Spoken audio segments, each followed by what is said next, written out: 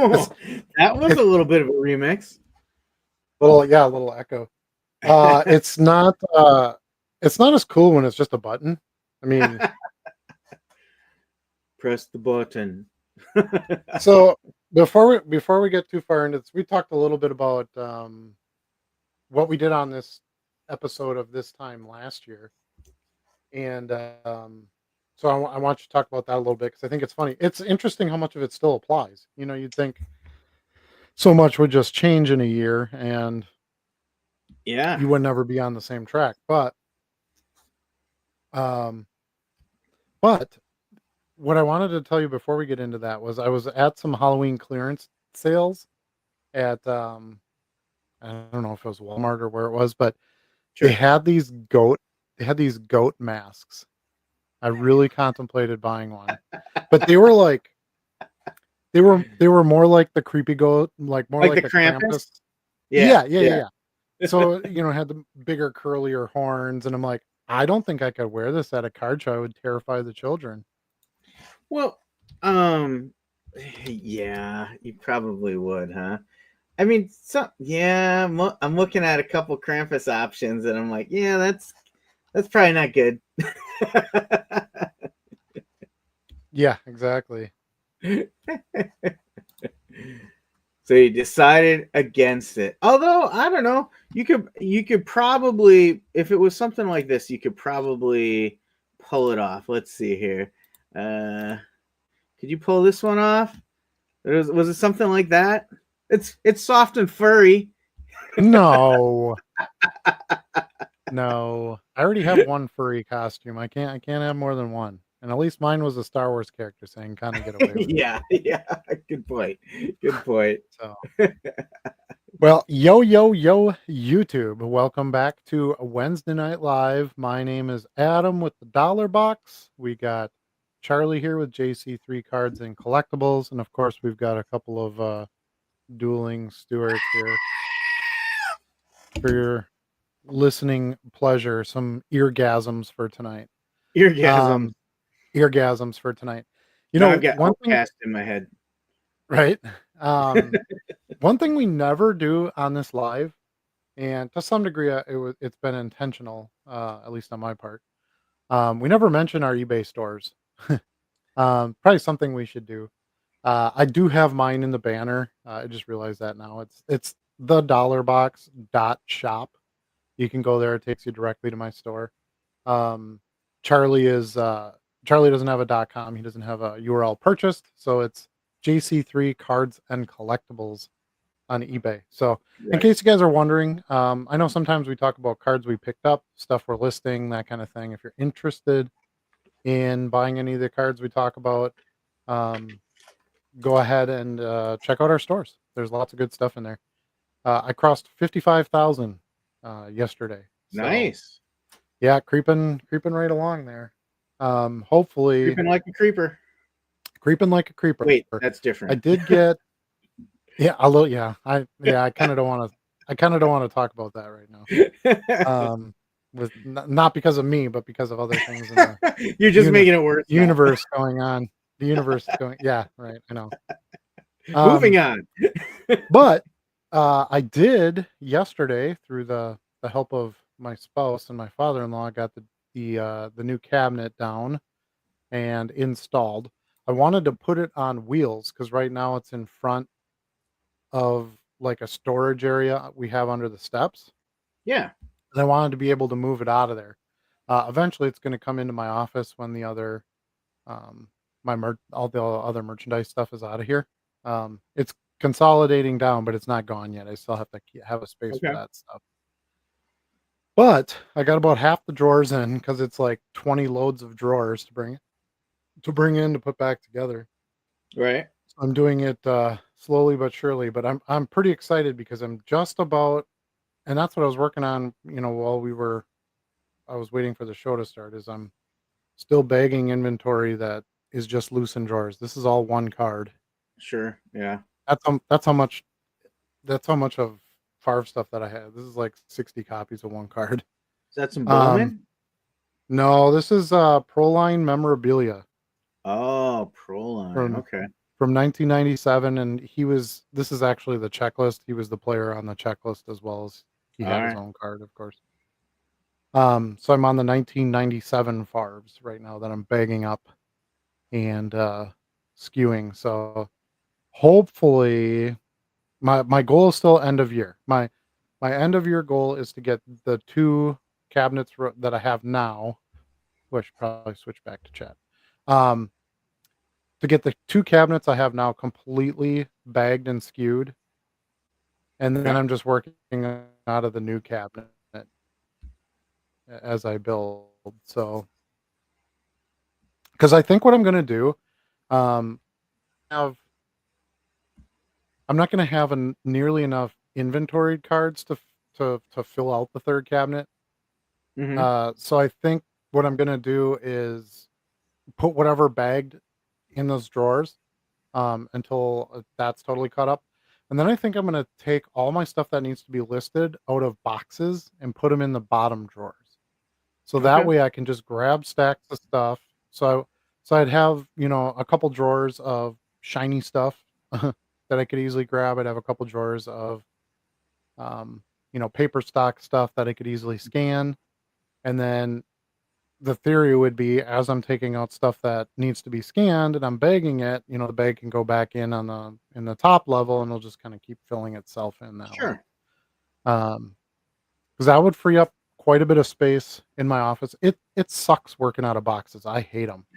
Uh, yeah, you got to take the lid off. You can't open one underneath. You got to move it and then take the. They're heavy. 5-row boxes. It's a good chunk of weight.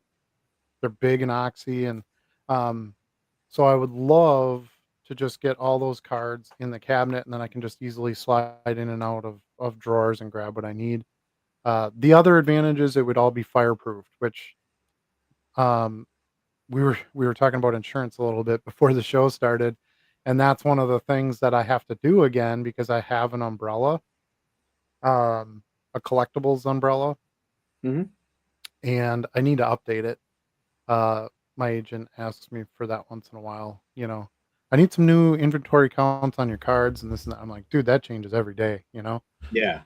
So he's like, well, give me round figures and this and that, and it's out of date. It's been a couple of years, so that was the other thing that kind of got me thinking about it. Like, I should probably really, yes, even if I have insurance on it, but I'd rather have the stuff protected more than anything else. Um, get it. That's the whole point of the fireproof cabinets, I think, is that Right. extra protection. So that's that. I did take some pictures of it, some video. I did post a picture in the Discord. My plan is to do kind of a full video on the new cabinet. I was going to do that today, but I just got caught up with some other stuff. So Okay. hopefully I can get that done tomorrow. So you know what I did today? Did you try some Captain Crunch for the first time? No, never. Oh. Which by the way was part of the conversation last year at this time. More than just Um, Captain Crunch, you had never had a bowl of cereal with milk in your life. Correct, and that is still true. A year later, although Luna likes the chocolate checks. Did you know they make a chocolate Yeah. checks? I Yeah. didn't even know that. Mm-hmm. And I grabbed just because I like dry cereal and I love Chex Mix. I make Chex Mix every year. So I grabbed a little just dry handful of the chocolate checks. Pretty good. I certainly wouldn't drink it and put it in milk or anything gross like that. But Yeah. um, yeah, but it was pretty good for a dry cereal. It wasn't bad. But I, no, I would agree. I did an Instacart delivery today. For the first time, or you usually use that? Because we've been using it for a couple years now. I don't even know what it's like to go to a grocery store anymore.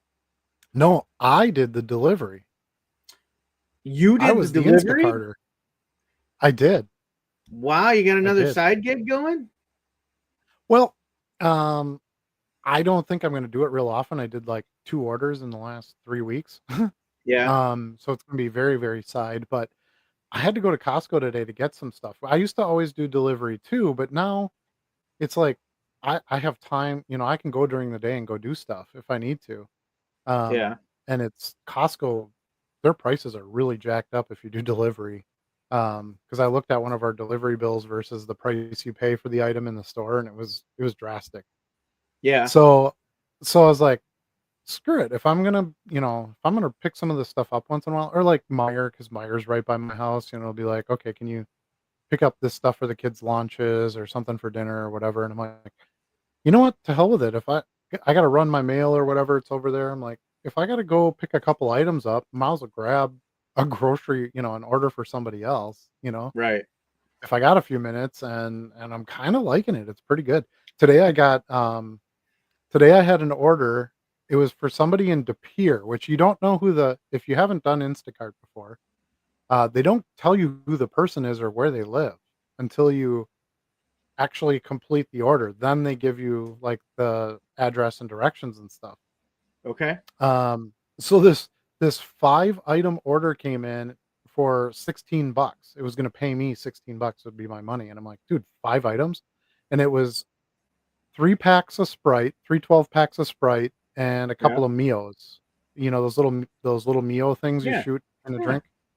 I'm like, dude, this would take me like 2 minutes because I have an Instacart card. So I literally just do self checkout and then scan the card and you leave. It's pretty Okay. simple. Um, so I get it all done. And I'm like, dude, that took me I made $16 in like 8 minutes, you know? And then I'm like, great, I'm ready for the delivery. And then it's like, De Pere. I'm like, what the hell? I'm like, well, that explains the $16 then. Um, but she gave me a really nice tip. Um, Nice. so here's the one of the main reasons why I want to do it. Um, I don't want to talk politics. We have kind of a thing against that, but all parties involved are talking seriously about a no tax on tips Hmm. policy. And I thought, God, I got to get something where that's something where you don't get taxed is worth everything, Yeah. considering what the current tax rates are and stuff. So it's like, I got to get something where I get tips. And I'm like, well, I'm not going to work at a restaurant. I'm not going to do any of that stuff. But I was like, dude, most of your money on those delivery services comes from the tip. Yeah. So anything, most of the money I would make on there is going to be tax free. I mean, I'm Sure. basically a church. Yeah. Are you what is it, a 501c, something like that? 501c3. Yeah. 501c3 is a true nonprofit. That's a nonprofit though. I'm for profit. I'm doing this for profit. That's true. That's true. Um, which is kind of ironic because if you think about it, profit for money and then profit for church, right? Two different I see profits, what you're but doing there. I yeah, see what you're yeah. doing So there. anyway, don't want to talk about the politics part of it, but like the money side of it, I was like, it'd be kind of decent to have and you don't have to work at any certain amount of time. Like I can take an order at 2 in the afternoon if I want. I can go 6 weeks and not do an order. I can, Right. take 10 orders in a day if I want, it gives you all the freedom to sort of do what you want with it. And I thought, what the hell? I'll try it. Um, so I actually signed up for it, gosh, like 9 months ago. And there's like a giant waiting list, I guess. Oh, really? Yeah. So I signed up for it and it's like, oh, you're on the waiting list. We don't need any shoppers in your area. And I'm like, whatever. And then, yeah, like 2 weeks ago or something, I got a thing saying, hey, there's a spot. Do you want it? And I said, sure. Why not? So, Yeah. So do you have to do a yeah, kind of minimum fun. amount every week or something to keep your spot? Nope. No, apparently not. No. It's up to you. You can leave whenever you want, as long as I would imagine there is some time for it. I would imagine if you went like a couple months or something, maybe they would um drop you. I don't know. I don't know. Yeah. I guess I'll find out. But I don't plan to go that far in between. I did it for a couple of reasons. One, just like I said, the extra cash, and then you know, tax free tips. I think that's going to be huge. Uh, Yeah. the other thing is just I sit in my basement all day. It's just 10 minutes, 15 minutes out of the house. I still don't have to deal with people. I just go get my stuff, pay for it, and then um, Put it on the porch. drop it off. Nobody wants like in-person delivery or anything. Right. Everybody just wants put it on my porch, take a picture, and I'm done with it. One second here. My wife's texting me about our Uh personal or our collectibles coverage. oh. Got business to take care of.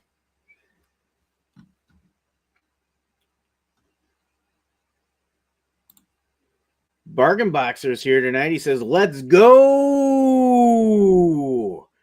We got a little excitement there to get started tonight. Yeah, that is good. Let's go. It's funny that he Pat Mac. mentions that because I saw some people. Well, the Paul Skeens 1 of 1 got pulled today or Yeah. yesterday or something.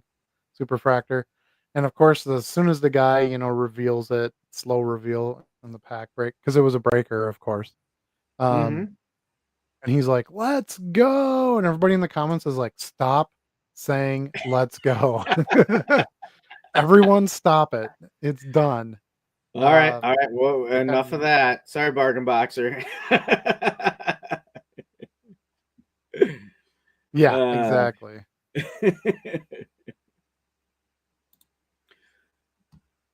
Lofi Joe says he saw a pack of Bozo the Clown cards and they would scare a child even though he was a beloved clown. I could see Right. that. Like some people are just crazy afraid of any kind of clown, right? I And had they are. they can be, yeah, for sure. Well, and then you've got stuff like It and that kind of thing. Um, Yeah. I had a conversation with somebody the other day who was terrified of clowns. Now, my sister is pretty scared of clowns. My kid was very scared of clowns, but that hasn't been a topic that's come up in a while. Mm-hmm. But somebody told me it's the receding hairline that makes a clown scarier. What? That doesn't make Yeah. sense to me. So like if the clown has like hair, up to here, like fuzzy, usually they have multicolored curly hair, right? Yeah. But if the hairline is like back here and all their hair is back here, that's what Yeah. makes them scary. All And I was like, right. really? That's weird. So I don't know if it's like receding hairline uncle creepy weird or I don't know. Dan doesn't think Bozo's creepy though. He loved watching Bozo the Clown. I did too. Yeah, I've never had a problem with clowns. I used to love going to the circus. My dad was a musician and he played for everything basically. And for those of you who don't know this, but when performances for certain things would come to town, they would hire like local musicians, right, to do they didn't travel the musicians with them. And that happens a lot with some like TV shows and things like that too. Um, But anyway, when the circus would come to town, my dad would always play in the circus band, so we would get to go, not just to the show, but I could go with him early, and I could go meet all the clowns and see the animals. I mean, I understand the animals part is not as acceptable now, but back then it was fun for me as a kid, right? Right. Um, and yeah, so I think that's part of it because I knew a lot of the clowns without the clown makeup on. So to me, it was just like that dude in makeup, you know. Yeah. Um, because that Wasn't was Willard most of Scott my Bozo for a while? Willard Scott was Oh, Ronald a McDonald clown. maybe. I don't think it was Bozo. He might have played Yeah, Ronald you're for a right. He while. was definitely a clown. Yeah. Who? Yeah, Ronald McDonald. Oh, well, let me look it up. Well, you chat for a minute. I wanted to sure. recognize Dan too. We talked about watching or going over a show from a year ago, and Dan was one of the people active in that episode as well. So I want to thank Dan for being a longtime viewer. Shout out to Dan. Dan, the man with the wild card clan. I don't know. He's our wild card guy. Um, I, you know, how many cards did I get in that wild card box? 5, I think were in it. I sold 4 of them already. Isn't that crazy? Did you really? Yeah, I sold the Marino. I sold the Anthony Richardson. I sold the Earl Campbell auto and one other one. I can't remember what the other one was. I only have 1 card left. That's what I know. Yeah. So this is a nice turn on that box. I got enough money for the Earl Campbell to basically cover the box before eBay fees. So about $10 short, I guess that way. But I sold the rest. It was like pretty much all profit, so it was kind of nice. Nice. Well, we Because got our usually, answer. We got our okay, answer about Willard Scott. This guy right here was the original creator and performer of Ronald McDonald. okay, I could see that. Yeah. I didn't That's realize not that Willard. Was that Willard Scott? that's Willard Scott. It was a younger picture of Huh. him. Yeah. Yeah. Yeah, a much younger picture of him. Willard That's crazy. Herman Scott Jr. Yeah. He Herman. was born in That's a clown 1934. name right there. A Nice. clown name. That's a clown name, Well, bro. that's a clown name. You're a clown. You ain't nothing but a clown. I guess I didn't Yeah. realize, So thinking about that, I didn't realize Ronald McDonald was not that old as a marketing, tool. the only reason I knew he wasn't that old is if you watch him in the commercials, he moves really well. He Yeah. moves like a younger body. Um, do you remember the ice Kind of like skating me. one? Sure. Um, do you remember the ice skating commercial where he goes out with all these I kids and they're do. skating, and then the That was iconic. little girl or little boy, I can't remember what it is, was watching but didn't know how to skate and felt left out, and then Ron comes. That's not an old man skating around. I can tell you that.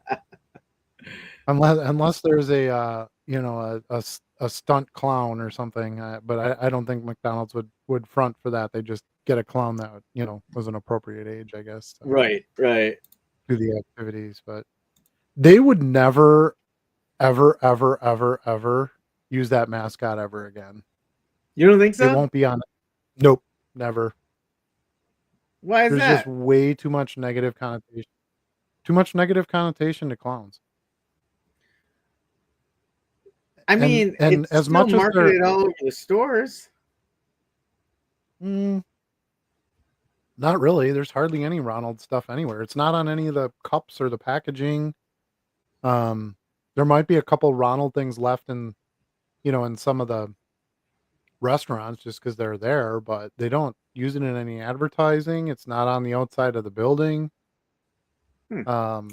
They've done stuff with they've brought back some of the other characters, right? We had a Hamburglar thing. They did the adult toys where it was adult toys.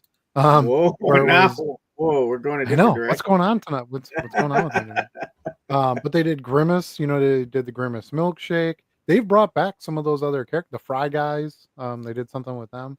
But I don't think Yeah. you'll ever see Ronald. I don't think you'll ever see Ronald again. And it was a different image. Like McDonald's was like, oh, it's a treat for your kids to take them to McDonald's. Now it's like, Yeah, I don't have time or I'm on a low budget, so I go to McDonald's. It's not like that's true. I it's mean, not a when I was a kid, destination anymore. getting to go to like a play zone or whatever they called it, that was huge, right? Or having your Mhm. birthday party Yeah. there. Yep. I Yeah, don't go and there very even often anymore. I'll have to watch the next time I go to see if I find any branding with Ronald. There's the Ronald I don't McDonald. even think well, I don't think it's called the Ronald McDonald House anymore. I think it's just the McDonald House. That seems wrong. So I don't know. I just don't. I don't think you're going to see it anymore. It's just it's a bygone time, and I think that's okay. Things evolve over time, but um, yeah, It clowns so, are an interesting topic. so now that I say this out loud, it is kind of creepy that you would, like send your kids to the Ronald McDonald house. House with some weird clown. But it is still Yeah, the Ronald McDonald House Charities. is it okay? Yeah. Okay. Do they have a clown like in the image or anything? There's no clown images. In the logo, Yeah, it's a house, and you see Ronald's clown hand holding hands with a kid. sure. Okay. Yeah. So that's kind of how they're working around it, and it's already a named organization and it's known, and so they probably just didn't. Why take Ronald out? Ronald isn't defined as a clown necessarily. That's how we know him, from when we were kids. But I could tell my daughter the Ronald McDonald House, and she's not going to be thinking of a clown. You know, Yeah, it's like different generation. the more you make me think about it, the more I think you're right. Like he's kind of getting phased out. Wikipedia says he's made fewer appearances since 2016 due to the 2016 clown sightings, which I Yeah. was nearby one of them when I lived in California.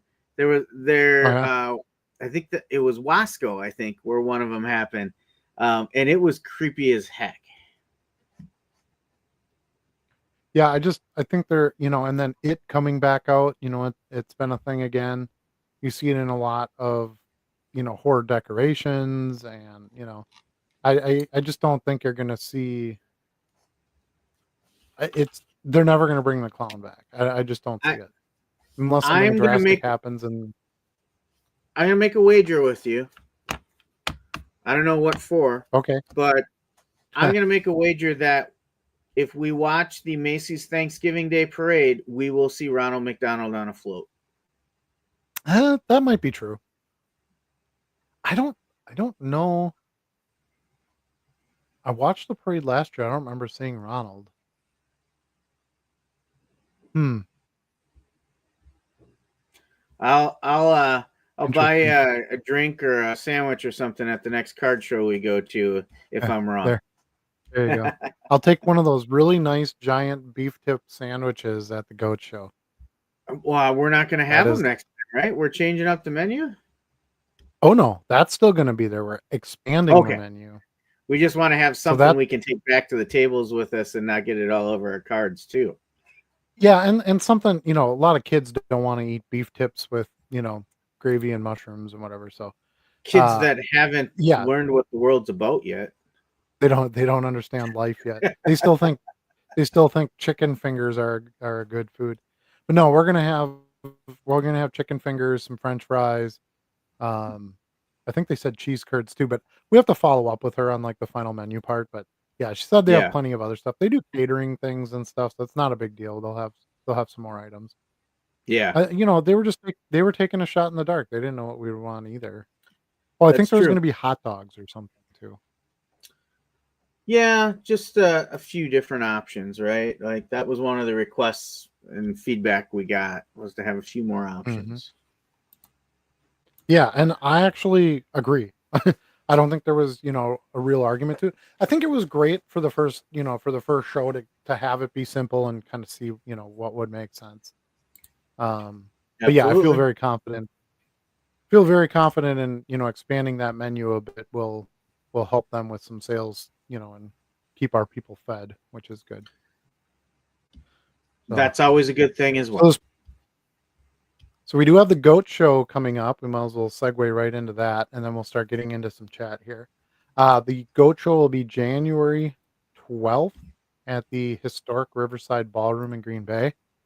If you've never been, it's a pretty cool place. It's ballroom, so nice high ceilings. Lighting is okay. Um, the Plenty of space, plenty of room to walk around. Really nice floors, so it's comfortable. No big echoes or anything like that. But what's interesting about it is it used to hold the annual Packers shareholders meeting. So those of you who don't know Lambeau and the Green Bay side of things, it's the only team that's actually owned by the city itself.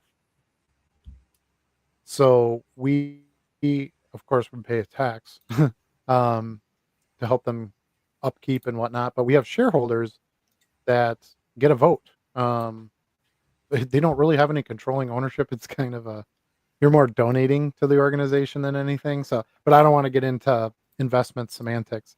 Um, but yeah, so they used to have an annual shareholders meeting, so there weren't that many shareholders back then, so they could all go in this little ballroom and, Vince Lombardi would be up on stage and, talking about the team and what they were gonna work on and stuff, so kind of a neat location to have it. They still It have is. some of the same style paint scheme in there, with the green and gold and, um, it's also, and Charlie, I don't think we've ever pointed this out before, but it was also the second to last concert Buddy Holly ever played. Yep. Did we talk about that last week? We might have mentioned it before the first I don't think. show, actually. Okay. Yeah. Okay. Because I don't recall that, but yeah, it was so Buddy Holly played on that stage, and then he played one more show. I think it was in like Buffalo or something. I don't know. You'd have to internet it. Yeah. But he played one more show after that, and then of course he died in a plane crash. On the way So to Iowa, I think. I know that could be. Yeah. I don't have great memory for those types of things, but I know for absolute fact that that was the second to last show he ever played. So Right. kind of a neat little extra story to the venue, to share with people. And But they yes, still Goat have Show. a review for Buddy Holly every year. It's a big event there. Yeah, they have there's like some impersonators or like cover bands or whatever that come in and do the whole Buddy Holly shows, and a couple lookalikes. There's like it's crazy when people get famous and then other people try to look like them. It's like, wow. Yeah. There's so many doppelgangers that you never know about until, somebody's famous, but um yeah, so yeah, look for that. If you're into Buddy Holly, that it's a place to go to, for that event as well. But we will be hosting the Goat Show there January 12th. We'll have free packs for the kids. We've got an autographed, I want to say Donald Driver, but I actually think that's wrong. I think it's Sterling Sharp. Either way, it's a Packers wide receiver legend. It's one of those two. I'll Yeah. know that for sure at the end of the month. So, I thought it um, was Sterling Sharp.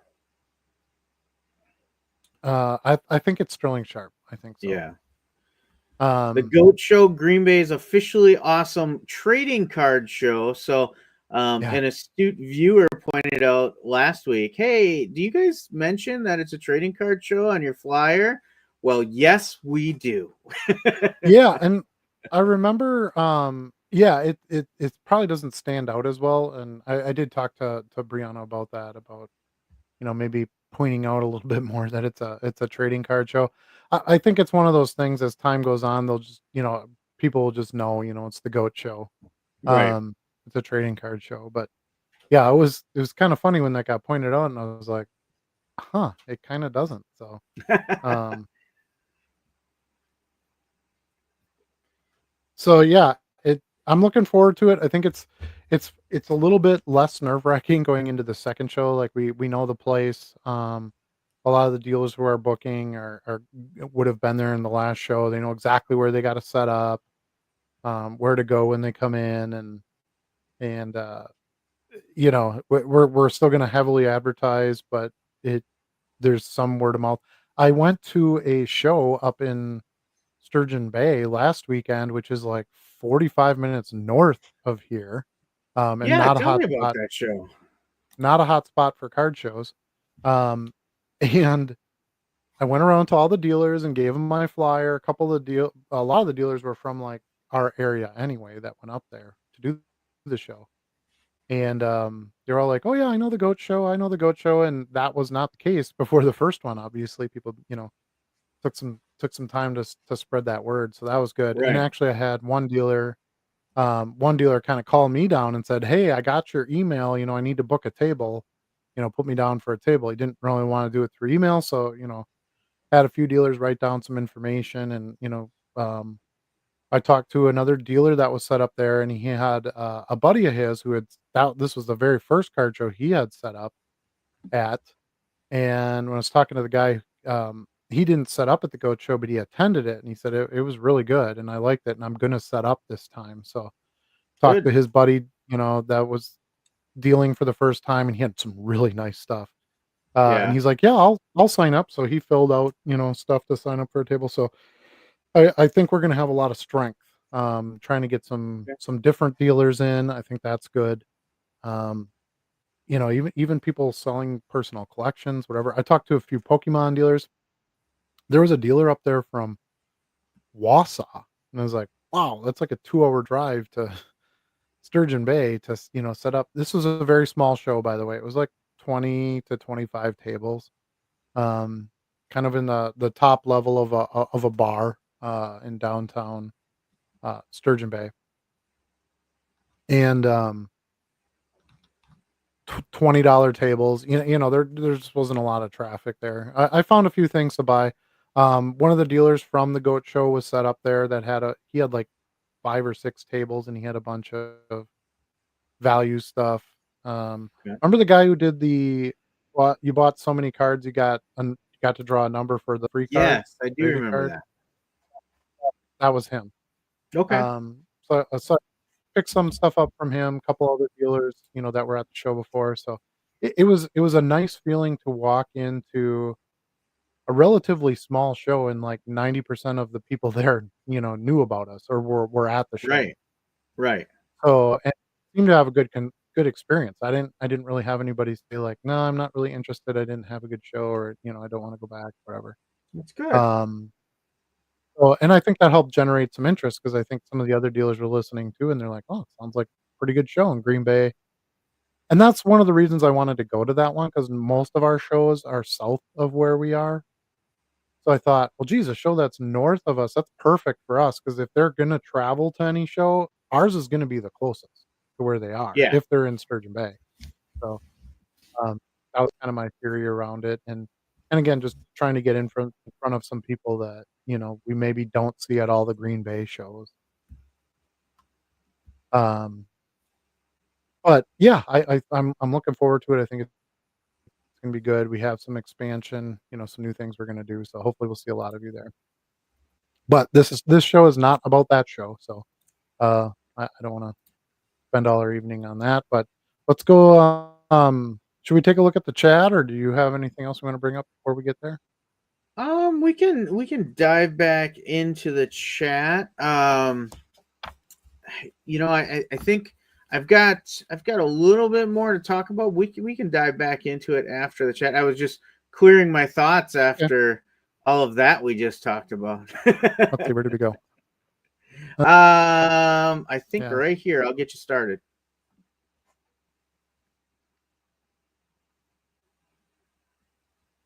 Oh no, did Adam freeze up again? There Alright, you are. Dan says, "Adam has the Favre market cornered." No, I'm here. I'm here. I gotta get that new hardware. Yeah, you've got. Dan says, "Adam I has the Favre card." you must have a lag again. I do. I was gonna say I would be curious if we were ever able to get like an actual percent of the Favre market that you're involved in. Yeah, it's actually probably smaller than it was because I'm not really buying as much, I'm more just selling because I have so much. Yeah, And a lot of it is just, this kind of stuff, right? Base cards and that kind of thing. And, as they sell down, they sell down. Um, but yeah, I would venture to guess I've got a pretty good chunk out there. Um, relative to anybody else who has stuff. And I have, anybody else? Yeah, right. And I've shown my, PMG, I've got a bunch of one-on-ones, I got a bunch of autos, low numbered patch stuff. Um, so I have some really good solid stuff too in my PC. So I would imagine there aren't too many that could compete with me. I have a lot of PSA graded stuff too, though. I'm just trying to kind of I wanna shrink my PC more to like pieces that are really important to me because you end up kind of hoarding after a while. And hoarding. well, and here's the thing that influences me for selling a bit is I was smart when I got back into the hobby. I started buying slabs because at that time you could grade a card for like $6 to $8. Yeah, And I'm like, okay, I can buy the raw cards, but I know for sure that grading costs are going to go up, and that's going to automatically increase the value of a graded card because people take the value of the card and they add the cost of the grading to it, and that becomes kind of your minimum price, right? So a lot of like my PSA 10s I paid like $15 for, $16 for was kind of like my median price for like a base card, right? So like a 97 tops PSA 10 I paid, 10, $15 for. Well, I can get like $40 to $50 for those, you know? So it just makes a lot of sense to like a 97 Topps PSA 10 base card, is that something you really need in your PC? You know? Unless you're trying to compete in the, uh, PSA registry or something like that, which I did that for a while too. That was fun, but I'm kind of past that. So now I'm and slabs take up so much space and they're a little bit harder to store and, so I've kind of been listing most of those too, the less important ones because man, if somebody's gonna pay me $50 for that, I'm gonna take it. Right. That's decent money I can do something else with. Um so slabs have been selling here and there. If you watch my sales day videos, you'll see pretty regularly I'll have something in there, a 93 Pacific PSA 10 I sold for $50 or whatever. Yeah, you'll always Um, have them I- peppered in there. yeah, so I'm trying to kind of use that as like just money to reinvest into things that are a little bit better sellable, sellable. Um, and try to diversify some of that out because I do sell tons of Favre stuff. Favre sells, so at least I PC'd and I was buying bulk of a player with hobby. Um, but it's not as there aren't just Favre buyers. You know what I mean? Like it's better to diversify and have Mahomes and Brady, all the other guys. Yeah. So I'm still focusing on some of that, spreading some of that out. Man, I But miss I'm not Favre. giving them all. Character. Yeah. I liked to me what because people would ask me that all the time. Well, why Favre? And I think a lot of people assume I'm a Packer fan, which I'm not. I really don't care about the Packers, to be honest with you. I wish them well. I don't wish ill will on any team, but I'm not really a team fan. But when I was a kid, and you come up through those years as a kid where you have some tough times, right? You don't really know who you are, and um, you want to be cool, but you like stuff that isn't cool, so that's hard. And Yeah. I I always felt inspired by him because he made a lot of mistakes. He still makes a lot of mistakes.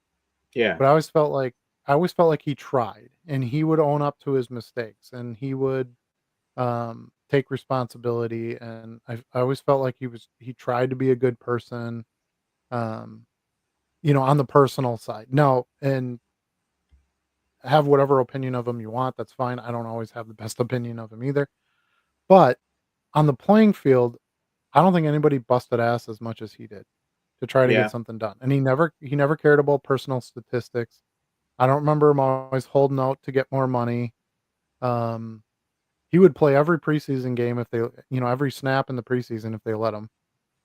I know in his later years he started not going to camps and stuff, but that's actually pretty regular for most veteran players because Mhm. they don't want to beat up their bodies any more than they have to. The paycheck is made on Sundays, not Yeah. at training camp. Um, I don't really, I don't really fault him for that. I think that's just you talk to agents and you talk to like he's just doing what they're telling him to do basically. But kind of a more down to earth guy. He was friends with a lot of the players in the locker room. Got along with the team, got along with you know the front office, and I don't know. So it was just, and as an athlete and stuff coming up, he just kind of inspired me to just always try really hard, try my best. If you throw, if you feel like you got a chance to win the game, but it ends with an interception, so be it. At least you tried. You took that attempt, and you knew you were going to take the crap for it if you lost, just like you would Right. get the glory for it if you won. And I always really respected that of him because I don't think a lot of players do that. I think they are constantly thinking about stats and where their paycheck is going to be next year. That's why so many players, their best season they have is the season before a contract Yeah. because they're playing for that money. Otherwise, they just kind of get through it. Um, so I don't know. That was kind of what I always felt like. You know, family was important, and again, he's made mistakes with that too. But how many players would go into an opposing stadium, especially like the Los Angeles Raiders, and fans from that team are holding up signs, sorry about your father, and all this. Right. Like we knew who his dad was, we knew who his mom was. I mean, we knew his kids, and I'm not talking just because I'm in Green Bay. Like a lot of people did. you know, it just it was easy to get invested in that guy. You know, he's started some good charity organizations. He talked a lot about um, concussion awareness and what that can do. And so I don't know. That was kind of the thing for me. To me, I love the gunslinger mentality. I love just go out and try to win the game. Now, did that cost him sometimes? Heck yeah, it did. He threw a whole bunch of stuff Yeah. he shouldn't have thrown.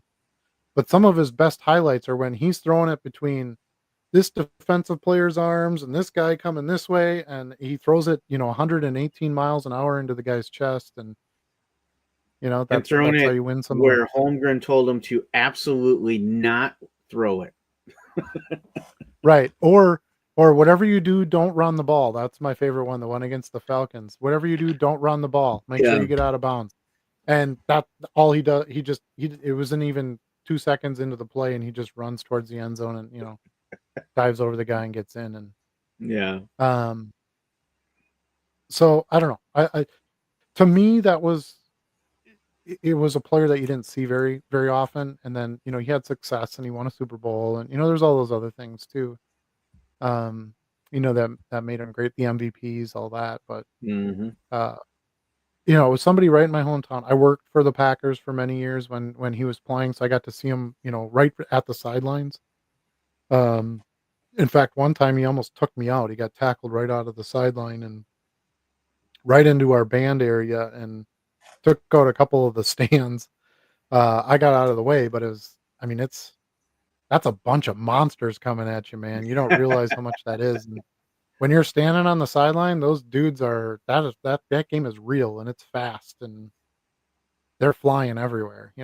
They don't look like they're doing much when you see an aerial view shot, but um, yeah. So that was kind of why he also came into the league right when I started collecting cards, so I could get rookie cards right away of him. There was all these great inserts. I get it. It was early 90s, so the stuff was cheap. But I was a kid. That was great. I could go get a Brett Favre rookie card for $3. Right. You know? Um, it was so yeah. So that's kind of where that started. I started buying Favre stuff right away at that time, and was buying packs and collecting stuff, and so it all just sort of fit.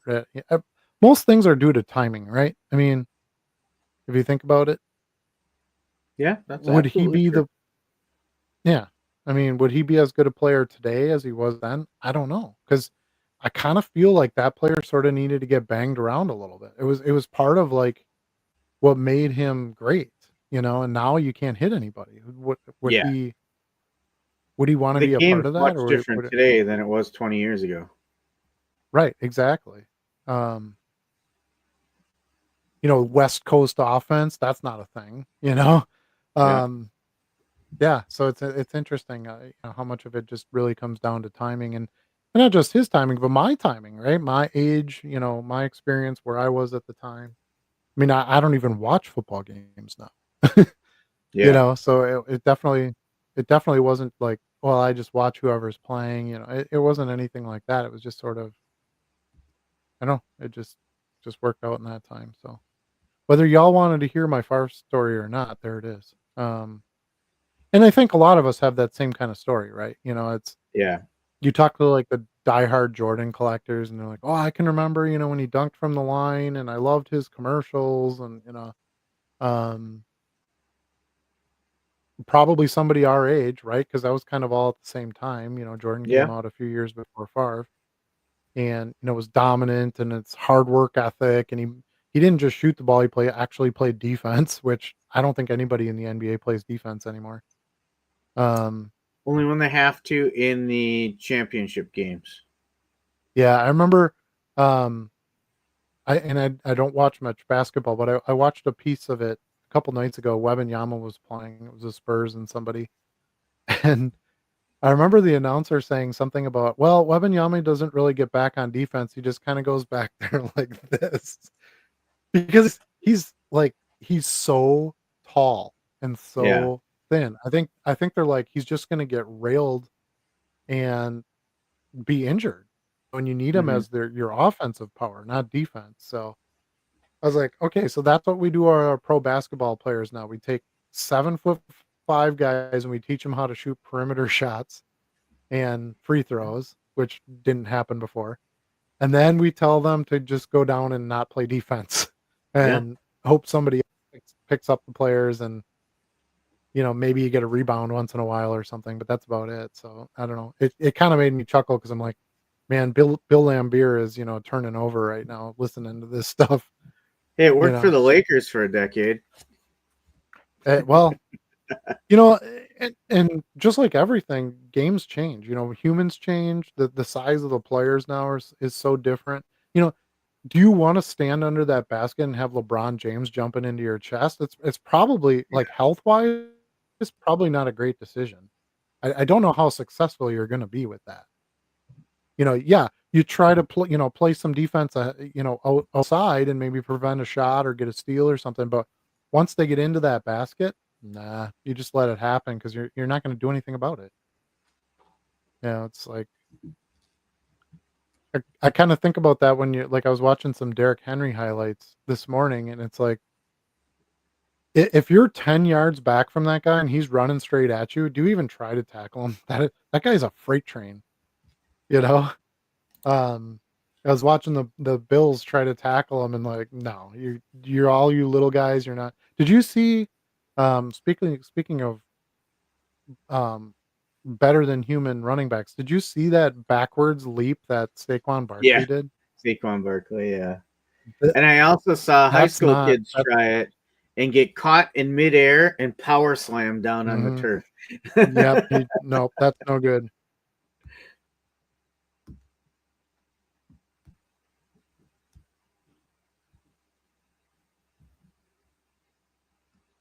Yeah, I wouldn't suggest doing that. Saquon Barkley is a little bit of a freak. And I don't even think he tried it. I think he's just that's just his natural abilities. He probably saw something out of the corner of his eye. Somebody was coming low. Well, I'm gonna get up, and yeah, that's a freak play for sure.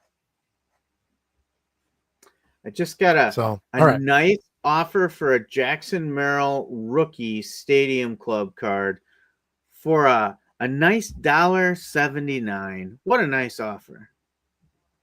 nice. What were you asking for it? $3.99. Yeah, no, those Yeah, are it's annoying. Jackson Merrill. you know. Yeah, the rookie of the year. Ugh.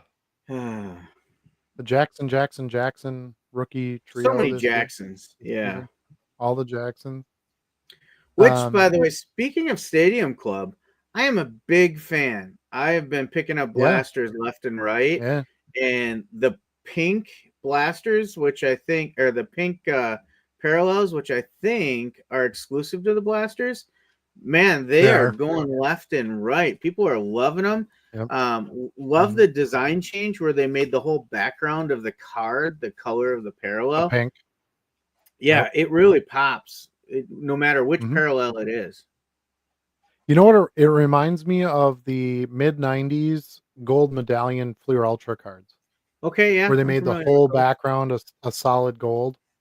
Yeah, Um, Love them. Yeah, the player really pops, and there's so many parallels, like, sometimes I pick up Chronicles cards, and it's like, "Okay, this has green foil on it." It's literally just, like, the little print of their name is now green right, instead of silver. right, I'm like, That's weak." Like, there's nothing that makes this card stand out from the base one.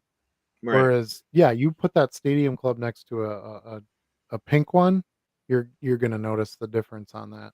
I've always Yep. been a fan of the pink parallels. They look really good in the soccer, Stadium Club products too, with the pink.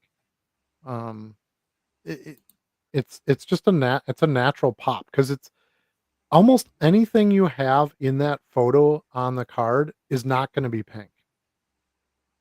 Yeah, that's true. Yeah. So it's gonna make So, everything else stand out. to me, like a pink or sometime like a more fluorescent-y orange or something is usually gonna have or a fluorescent green maybe even you could get away with, um, because none of those colors are ever gonna be in the photography. and that's what makes it really stand out. If you choose Yeah. blue, there's always going to be blues in a picture. If you choose like a regular green, a Kelly green color with the grass and things like that, or in team colors, you're going to have team colors that are similar to that. It just doesn't pop it as much, and so the pink, um, I think, is always going to stand out because there's just isn't that much exposure to that. Yeah. I know some of the players wear like pink cleats and stuff, but outside of that, I like the inserts they've done as well. Like the Chief Fantasy Professional is cool. I did get one of the Special Forces inserts. They've just done a really nice job all the way around with the set, in my opinion. I've been getting some. I got some Allen and Ginter, the new Allen and Ginters, and then I got some Stadium Club at the same time. And I would have to say I'm 10 times more pleased with the Stadium Club than the Allen and Ginter. And I'm an Allen and Ginter fan. Don't get me wrong, but man, the Stadium Clubs are just really nice this year. I always have some Stadium Club baseball ready to go. Yeah, This isn't yeah, from this year, but I've since 1991, when I look at 1991 Stadium Club cards, and they're still superior to most of the products today. right, right. You know, but What's I also another think insert? that I got a lot of Power Packed, I think, is another insert. Really nice. That they're the foils. They pop with color. okay, Yeah, yeah, I haven't bought any or anything, but yeah, they sound nice. yeah. You should check them out. Have heard about the pinks. I've heard the pinks are really really popping and people are liking Yeah. them. I also Um, pulled a yeah, Paul Skeens if I could rookie find some at refractor out of retail. one of them. Wow, that's not Yeah, bad. yeah, I I would be I would be selling the crap out of that. I don't do pictures. yeah. Pictures only matter for like 2 years. I know he's got True. the extra angle of the girlfriend and all that, but Unless there's it's the Nolan batters will Ryan. catch up to you. Right, but Paul Skeens has a long way to get to Nolan Ryan, okay? You're gonna be waiting 20 years on those You're cards to you're not calling him the next get Nolan there. Ryan yet? You're not ready to do that? No, no, not even close. It's funny because once in a while, I'm in some different Facebook groups that have, post different amazing baseball stats or any sports stats. Once in a while, some of the stuff will pop up about Nolan Ryan. I'm like, God, did he really do that? Throwing what, a complete game, and then 2 games later, he comes out and throws 143 pitches, in another game, and 17 strikeouts, and it's like, what is going on?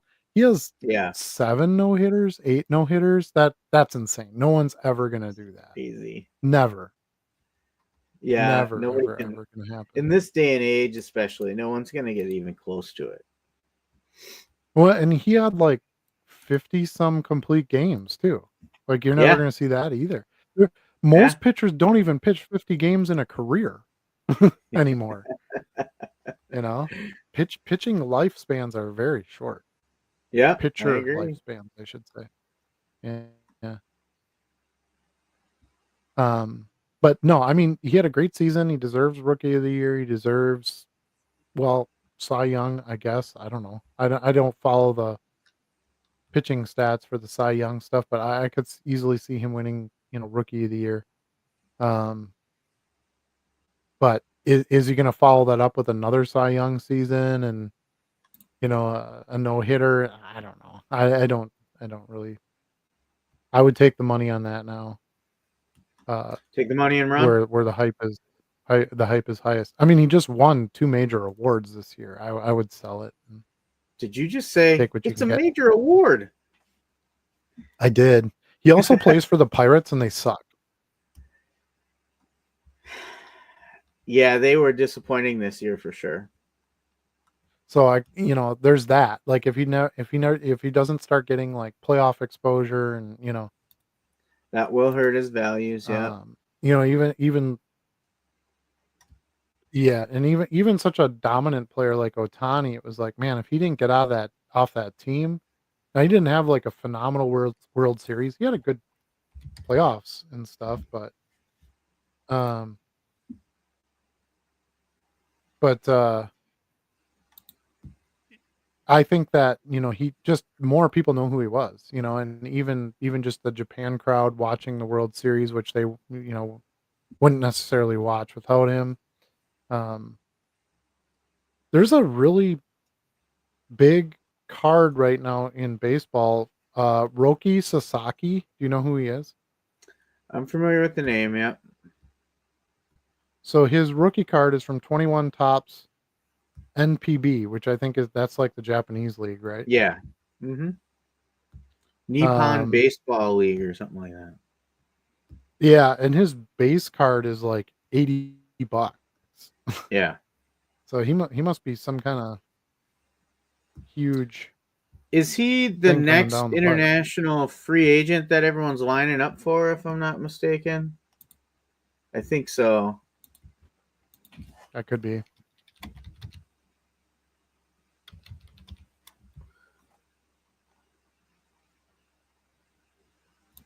Yeah, that's the guy. So yeah, I was looking at, sales lists and stuff, and I was like, dang, who is this dude? I've never heard of him before. And all of a sudden, like, I mean, he's up like 400 and some percent, and prices, and I'm like, what is going on with? Yeah. And I didn't really look into it any further than that. I was just looking at the cards, but yeah, he must be something special. But I think he's a pitcher Yeah, too, right? he is, and honestly, it's gonna be mostly hype. Scouts are comparing him at this age to Steven Strasburg at this age, which there was a Okay. huge hype for Steven Strasburg too, but how well did it last, right?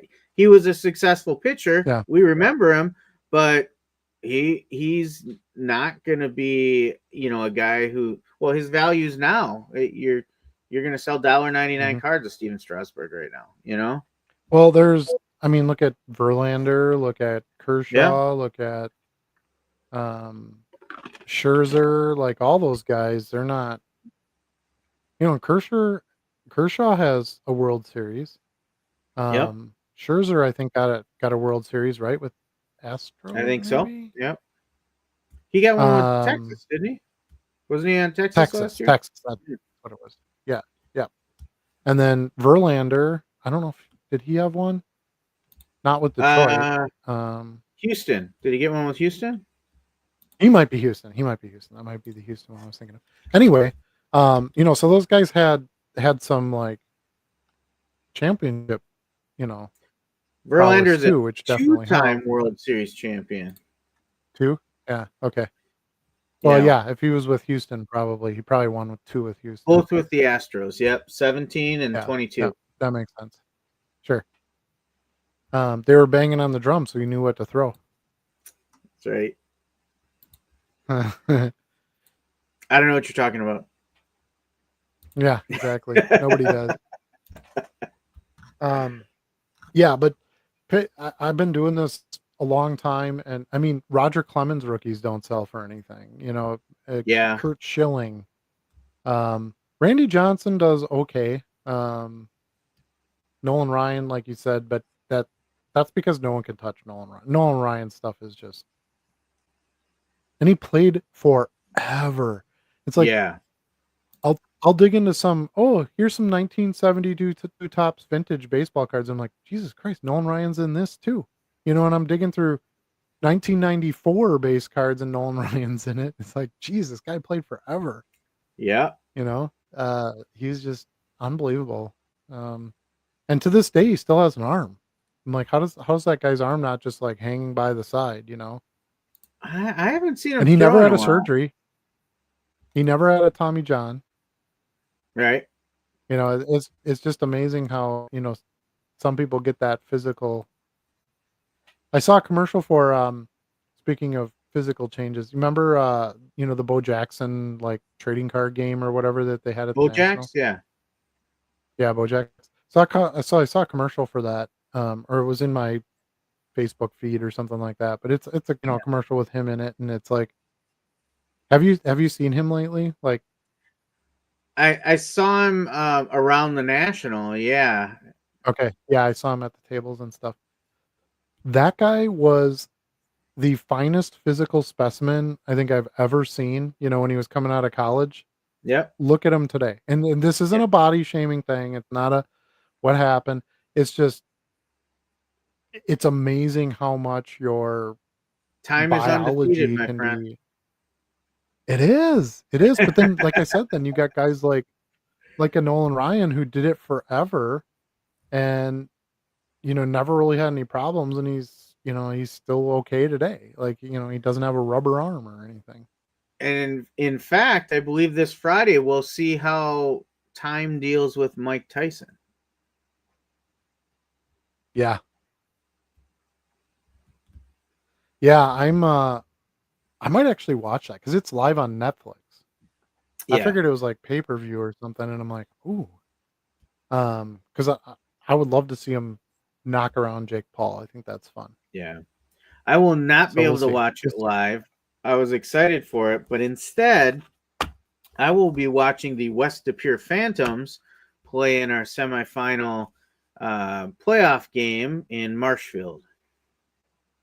Yeah, congratulations for sure. Thank you. You guys beat some teams that were supposed to beat you, so that's always a Yeah. big accomplishment. Yeah. And We the season ended here. You guys can say you did everything you could. You we played your butts off. Yeah, we currently, like the Green Bay area, we have 4 teams in the playoffs yet over different divisions. We have a Division 1, 2, 3, and 4 team still in the playoffs in the round of 4 for each division. And that is pretty impressive to have that many local teams still in it. What is it? Bayport, Notre Dame, us, and Wrightstown are all still in it. Yep. Yep. Yeah. Yeah, I read there was an article or something about it that I read Yeah, uh, Vinci put this something morning, up and there. yeah, I thought that was pretty interesting. Yeah. Yeah. No, does Notre Dame play different teams since they're parochial?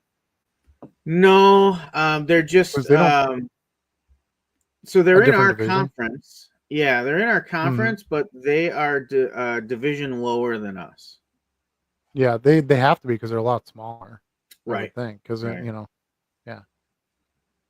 Yeah, it's funny. I drove past Green Bay West today and Southwest. Southwest is right over, kind of over by me, Hmm. and those schools are like tiny compared to De Pere now. Yeah. West De Pere, it's like West De Pere is probably the biggest school in the area. It's crazy because when I went to West De Pere, it was a tiny little school, and Yeah. Yeah. those other schools Preble, seemed big to me, and that's like, Preble's still bigger by enrollment, and certainly Bayport's mhm, large too. Obviously, both those schools are in Division 1. So, but yeah, yeah, West Superior is big. yeah, getting bigger. It seems. Hmm.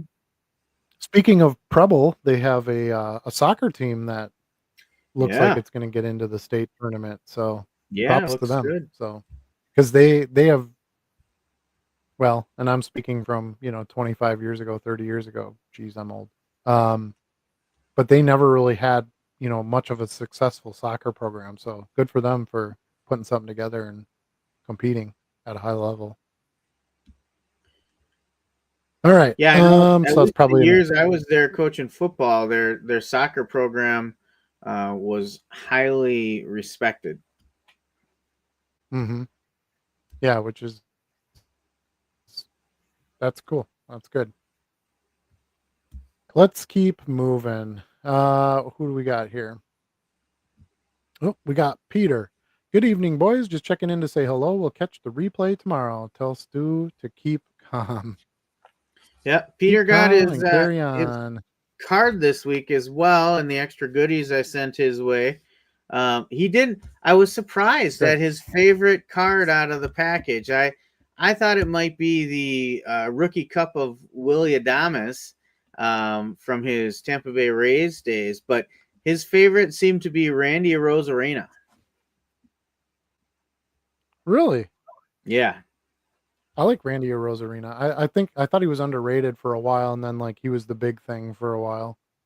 Now Well, he's kind of he's back in good the for the shadows, media but because he mean mugs and does all kind of yeah, demonstrative things, and um, so he's yeah. fun to watch on TV. Yeah. He's a pretty good baseball player too. He is, yeah. Dan is shocked I've never had Captain Crunch. Nope, Yeah. don't even know what it tastes like. We I've all never are. even eaten that cereal dry.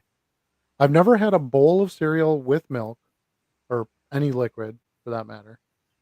And I've only had a few cereals dry. I tried some Cheerios. I'm sure I had Cheerios when I was a kid too. Like every parent gives their kid Cheerios. Um, Chex, Rice Krispies.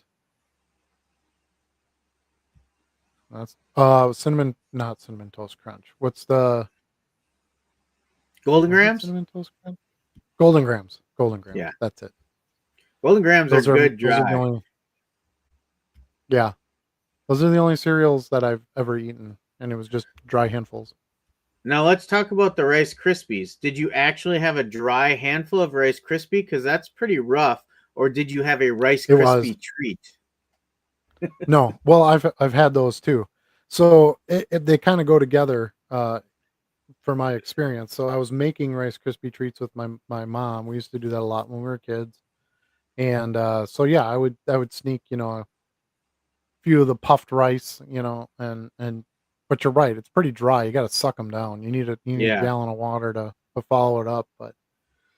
But I didn't say I enjoyed it. I was just saying which ones I've actually had. And I was exposed to those because, like I said, I wouldn't have eaten cereal, but I would make Rice Krispie treats and I would eat those. So, Right. and hence when that cereal would come into play. But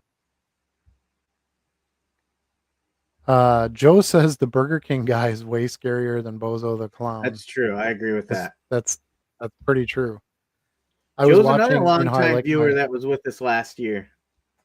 yes, yeah. Joe's been around a long time. Um, I was watching my one of my strings of Christmas commercials the other day on YouTube, and one year they had a thing where if you went and bought like a bunch of um fast food places used to have the certificate books. Do you remember those? Like the 50-cent Yep. certificate books. And then to entice you to do that, one year Burger King had you got this plush king doll. And it was just, it's kind of like more like a little pillow. It just had him printed on, Yeah. fabric. But I was like, man, what kid wants that? That's crazy. So that was funny. Loafy Joe's with us tonight. Welcome. Wicked Dolls got adult this week. Yeah, that's a That was thing. funny. It turned into some conspiracy theories, but I do believe it was actually an honest mistake. Um, because the website used to be run by like an adult organization or something like that, and they just, yeah, got it wrong. But it's a pretty big mistake on a kid's toy, so I would imagine those will all be off the shelves. I can't imagine they're going to sell them that Which way. means there will Might be not a be a bad thing. collectible market for that. That's the theory. That the catch with something like that, and it's the same thing with like error cards and that kind of thing, is how many got out there. That's what's going Right. to matter. You know, there's, you got one card that looks like this, and then you have another card that looks the same, but it has a dot after the ink on the bottom, Yeah. INC. And they made an equal number of each card. Well, guess what? The error isn't worth squat. Well, it's worth the same as the other card. But, you've got something like um, the Billy Ripken card, right? Where it has something very interesting to a lot of investors on it. Even though there was more copies printed of that version of the card than some of the correction versions, there's more demand for it. So, so supply and demand aren't always the only measure either. Of course, it can Um, be artificial demand if they did capture enough of them to recall and, right, right. were able to destroy that. Like, what the heck is the video game that, that it all Mortal ended up in Kombat. a landfill? What's that? Oh, ET, ET. Yes, E.T. Yeah. Yeah. So if you got an ET today, because they grabbed them all and put them all in a landfill or buried them someplace, they inflated that demand. Yeah. I do have a copy of that game for my Atari 2600. Do you really? So It's really yeah, horrible, isn't it? yeah, it's bad. It's pretty much unplayable. But to be honest with you, and no, I haven't played Atari in a few years. It's actually hard to find a TV you can hook it up to. Yeah. Um, but the last time I played it, most of the games are pretty bad. Well, Most of them compared to don't have much. today, yeah. Well, I mean, even just trying to sit through it and try to figure out what you're supposed to do. Like, Yeah. there's like a haunted mansion one, and that's basically like the ET one, and it's just terrible. You just walk through these random. They're supposed to be rooms and walls, but they're just blocks everywhere, and it's just Yeah. not. The games for that system that do okay are games where you have two players and you're basically just shooting a some kind or bouncing some kind of a pixel around. Those are both the only games that can have real playability because Yeah. they're just so bad as far as their ability. But and that's funny too because when I was watching the Christmas commercials, they have these commercials on for Atari, right? Because it was so big in 1980, whatever, one, two, three, four, and it's like they show all these different types of homes, right? So like an Atari's good for every home. Like one of them's in a mansion, one of them a little hut in some other country, but they're all like it's all these people sitting around this like little tiny box TV, by the Yeah. fire, Yeah.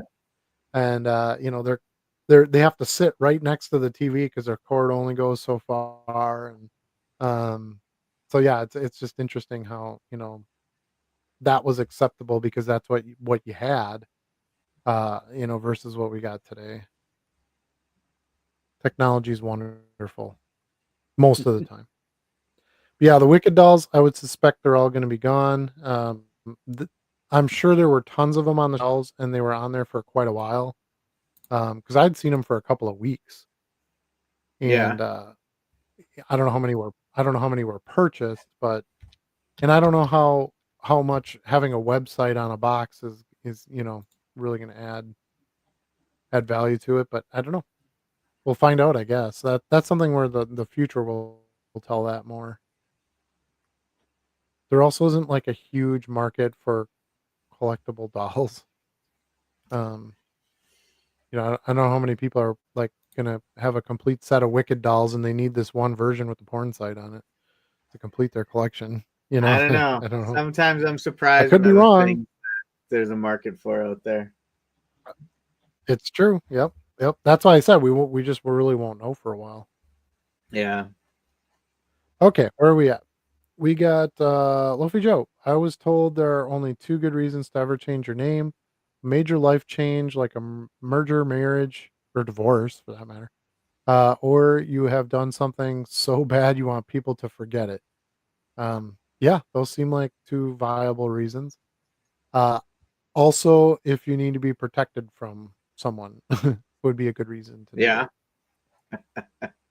So, because I've seen that before, but yeah. Max says better not, and I know what he's referring to because I saw it when it popped up. He Yeah. was talking about getting rid of the sandwich. Nope, it'll be there. The beef tip sandwich. Yeah. It'll be there.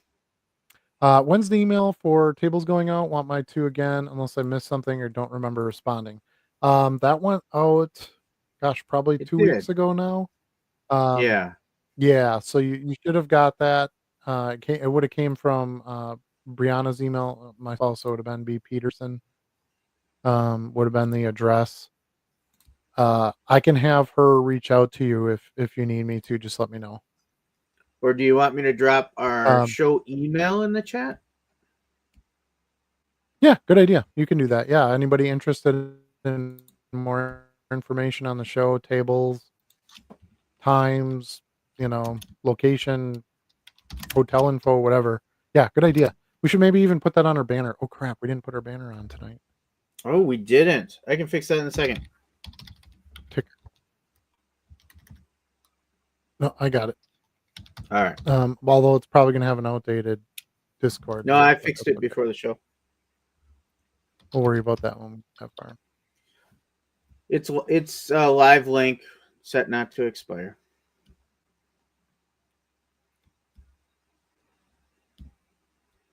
Okay, perfect. We have a new viewer. Latoya Williams is here. Hi, Dollar Box. I am new here. Welcome to the show. Sup, fellas? Hi, Johnny. I'm not sure who Johnny is. Latoya Drop was the responding to StreamYard link. I Johnny got to M. tell you something. Oh, gotcha. I got to tell y'all something.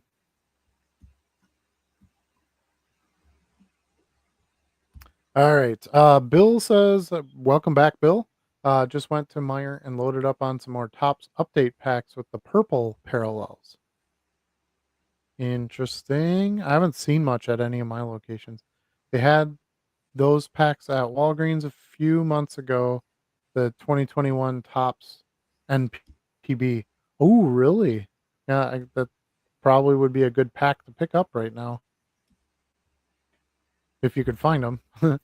I don't think anyone will come close to matching the hype of Strasburg Bowman stuff. Yeah, I remember when Strasburg was a big deal. And some would argue, well, so was Otani, and look where he's at. But Otani bats. That's different. That changes the Yeah. game entirely.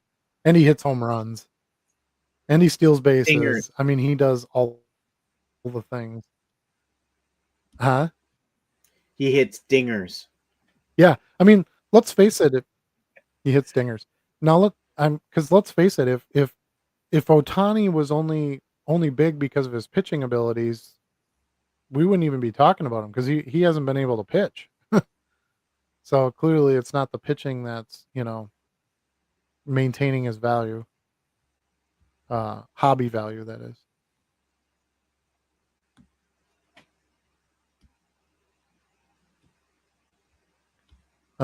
Let's see. Johnny says the Serrano Taylor fight might be the fight of the year. Ooh, I don't know who that is, but is that UFC? I'm not sure. I haven't been in the fight game as much. I only know the Tyson fight is going on because of all the marketing. Yep. I think everybody wants to see Tyson fight again. We just want to see what he's got in the tank. That's kind of intriguing. And a lot of people don't like Jake Paul, so I think there's that Right. part too. A lot of people probably don't like Mike Tyson too. He's not always been the best dude either. So it could get interesting. I'm kind of surprised they're in the same weight class. Isn't Tyson heavier? Yeah, I would think so. Looking at some of his training footage. Yeah, I mean he's bigger, he's taller. I would imagine he's in. Well, maybe they're not far enough apart that they're in a different weight class though.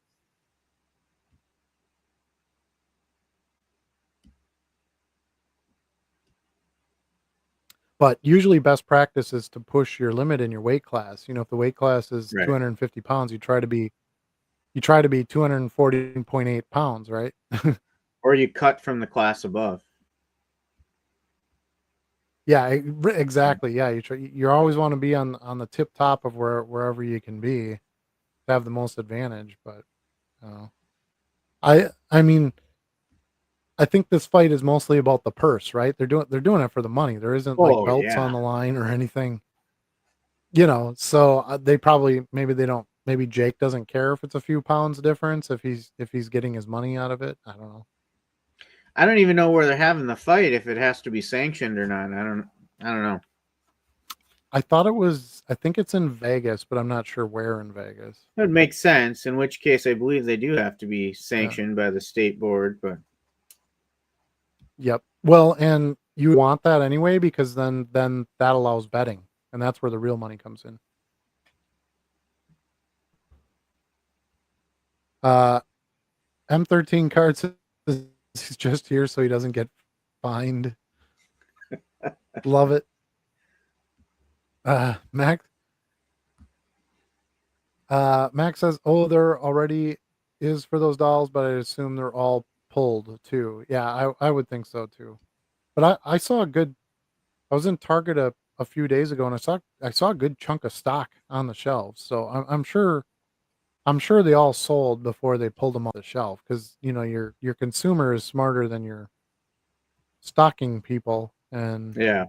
as soon as that word spread on the internet, I'm guessing the stores got cleaned out. So there's definitely going to be a fair supply of those dolls out there, and they're going to resell the dolls. They just got to change the packaging. That's the only thing that's going to change. They're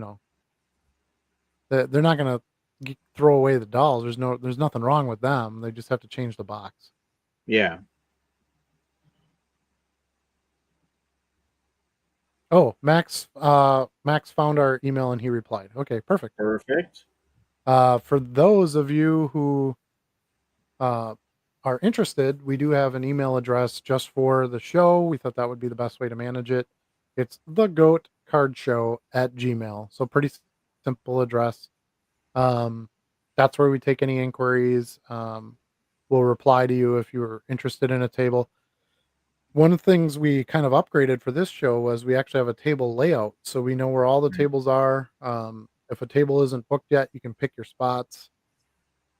We are limiting the table buys to those who were with us for the first show for, I think, like another week yet, and Yeah. then it's going to be opened up to anybody to book. So even if you can't get a table yet because you weren't there for the first show, hit us up and let us know what you want, because then we'll get back to you once everything's open and you can get an early crack at any tables that are still available. Max says Otani's hype wasn't half of Strasburg's hype. Only hype that was close was Zion and Ja, and that was maybe half of Strasburg. Yeah, I Man, mean, I guess Strasburg was I wasn't huge. yeah, and I wasn't that involved at the time when Strasburg was around. I mean, I remember it, but I don't remember it. See, I remember Otani being bigger because I was watching breaks. So, it's all Yeah. about what you're experiencing. If you weren't really paying attention, um, I remember Strasburg you coming know, up, and it was must see TV when he was on the mound. There was that much hype. I was like, I have to see this. yeah, and you know what? And to some degree, he lived up to it, right? I mean, he was a great pitcher Yeah. for many years. But yeah, you have to Skeens right now. He was overhyped before he came in, but then he performed really well. Like I said, he's got the um, media girlfriend, and all those things are going on. But there's gonna be some setbacks to that, or there's gonna be some leveling off of that, and then the demand won't be there, and the next best thing will come out, and um, so I mean, if you're a Skeens huge fan and you think he's going to be the best, well, hang on to the thing. I'm just saying, if you're looking at it money wise, sell, especially after just winning the two of the major awards from the season. I don't know that it's going to get much better than that for him. He can't win Rookie of the Year again. I can guarantee you that. Yep, that is a fact. Yeah. Co-main event on the Tyson card. Oh, okay. So are those two are boxing before I would assume Tyson and Jake Paul are still the biggest on the ticket. Oh yeah. So those other two must be fighting before. I'll probably check it out. I mean, I wouldn't do pay-per-view or anything, but I got Netflix. So I'm like, oh, I'll throw it on Friday night if there isn't much else going on. That's good TV. I did see the Tyson Holyfield fight pay-per-view when I was in college, when he bit the ear off and all that, and that was Oh that was pretty yes. exciting. That was good stuff. You remember that? I do, absolutely.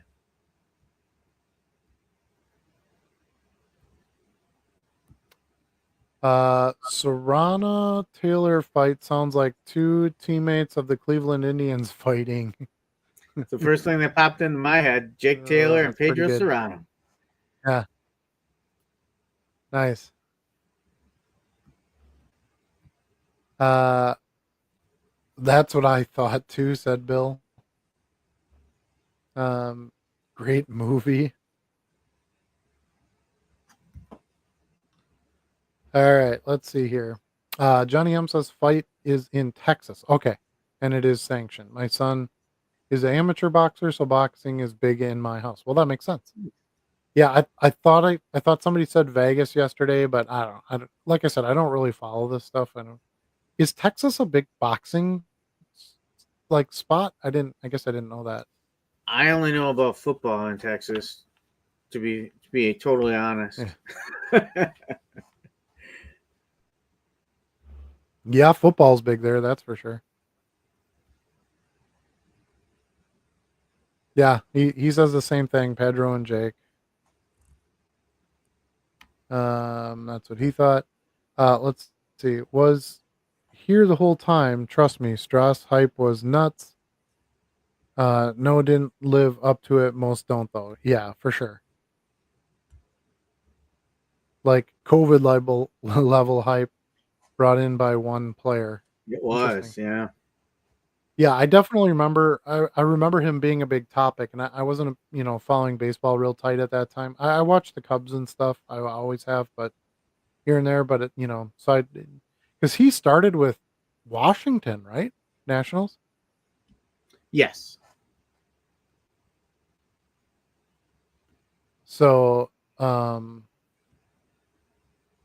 to think of, were they any good? The Nationals. Well, yeah, they were good. I think Harper was there. Well, at least they were there together for a certain period of time. Trying to think Sure. what that roster looked like at the time. They had a really good third baseman. What the heck was his name? No, I got to do some research. Zimmerman. Yes, Ryan Zimmerman. Yep. Mm-hmm. Yep. They had How decent about pitching that? I staff. pulled that out. Did you see that? You did pretty good with that. He was one of my favorites. I can't believe I couldn't remember his Yeah. name.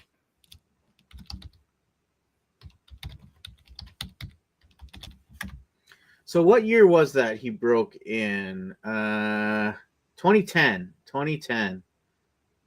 Was it 10? Okay, I would have said earlier. I was thinking 2007, but So let's see what the roster was like that year. 2010 Washington Nationals. All right. According to baseballreference.com, what did that roster look like? Or should I just look at the stats and see who the leaders were on some things? Ivan Rodriguez. Pudge was sure. with the Nationals then. Adam Dunn, Ian Desmond, Adam Okay. Kennedy, Josh Willingham, Yeah. Niger Morgan. What was his alter Mm, ego when he was in Milwaukee? no He idea. went by another name at times when he was talking to the media, and it was hilarious. Mike Morse. What'd they have for pitchers? Pitching. Was that Levon Hernandez? Was his nickname El Duque or something I like that? remember him. Yeah. No, Luis that was Adelano. Felix Hernandez. No, Felix Hernandez was the king. Oh, you're right. Scott Olson, Jason Marcus, John Lannon. So he didn't have a lot of competition to shoot up that roster there. And if I remember, they started him out kind of light. Yeah, he was 5-3 that first year. But it was huge, and Harper was not there yet, apparently.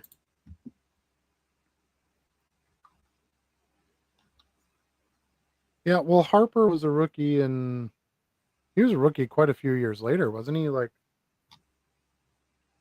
well, I don't know, 2010, maybe 2014, because I think he came in after Trout, didn't he?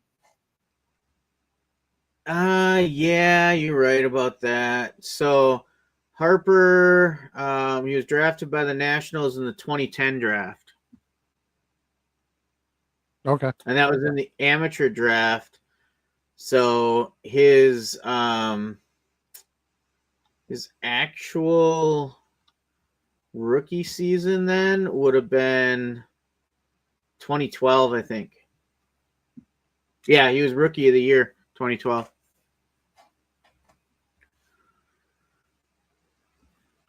$2012, so same as Trout.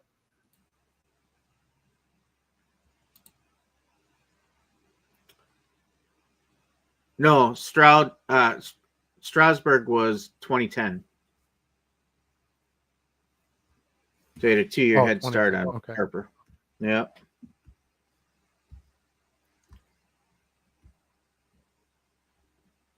Troy says Nationals won a World Series not with Strasburg and Harper. And the Strasburg career was over after that. Yeah. Yeah, I don't remember much talk with him after the World Series either. So that, yeah, that makes sense.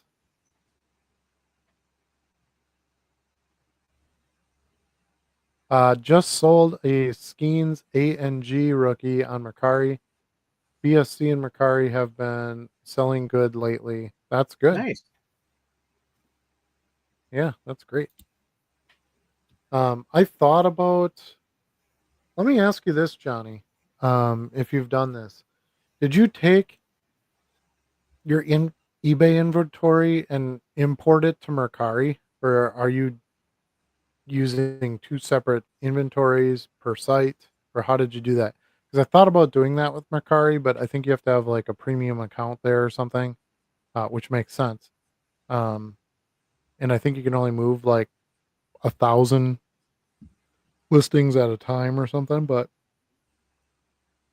let me know if that's something you went through and how it went, if you would.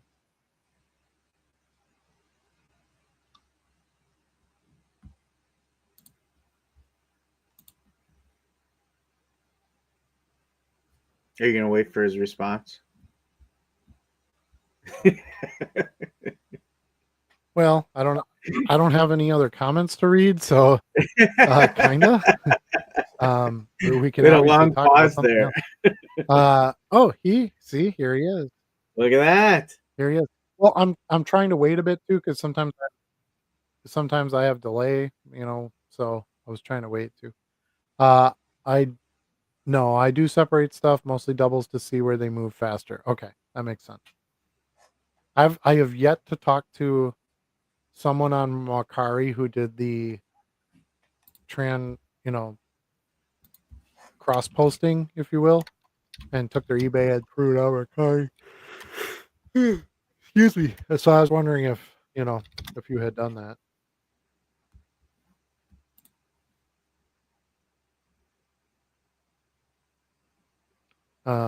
But if you didn't, that's fine too.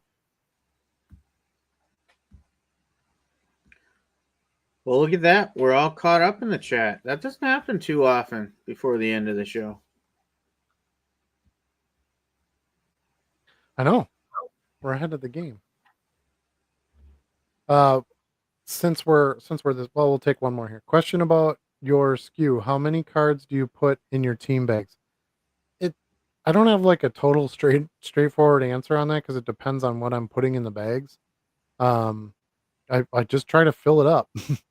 So if I've got some thicker cards or I've got cards that I got a sleeve, if they're chrome or something, uh, I can't fit as many cards. If you're doing a bunch of non-sport, you know, music sticker cards or something like that, where they're a lot thinner, then you could fit maybe 60 in a bag. So I just kind of fill up a bag. I don't have a specific count one way or the other. And it really doesn't matter These are all different. because as soon as you sell a card, it's going to change the quantity in the bag anyway. So I don't think it's quite that important. I try not to like super stuff them. Sometimes they get that way. Like this is pretty filled out. But I try not to overstuff them because obviously you don't want to damage the cards and you want to make it easy enough to get the cards back out. When you have to pull them for filling inventory. So just make it so that it's, a manageable bag for you to work your inventory with. I wouldn't want to make them real thin because you want to make sure if you're going to use stickers and stuff or tape like I do, you want to make sure that you try to keep them thick enough that you can put the tape on it. Um, I already converted one over, but I pulled 2 bags today, when I was doing orders that only had, like, 2 or 3 cards in them. So that's what I do when they get low. I'll just take those cards out and I'll assign them a new bag number. Or you could keep the bag number that they're in and just add cards to the bag. So instead of starting a new bag, you just put cards in it. I like to just pull them out of there and start over and put them in a brand new bag with new stuff that I'm listing. Um, but either way is fine. Obviously, you got to make sure you go into your inventory on eBay and change the SKU, so that you're not looking for that bag and it's not there.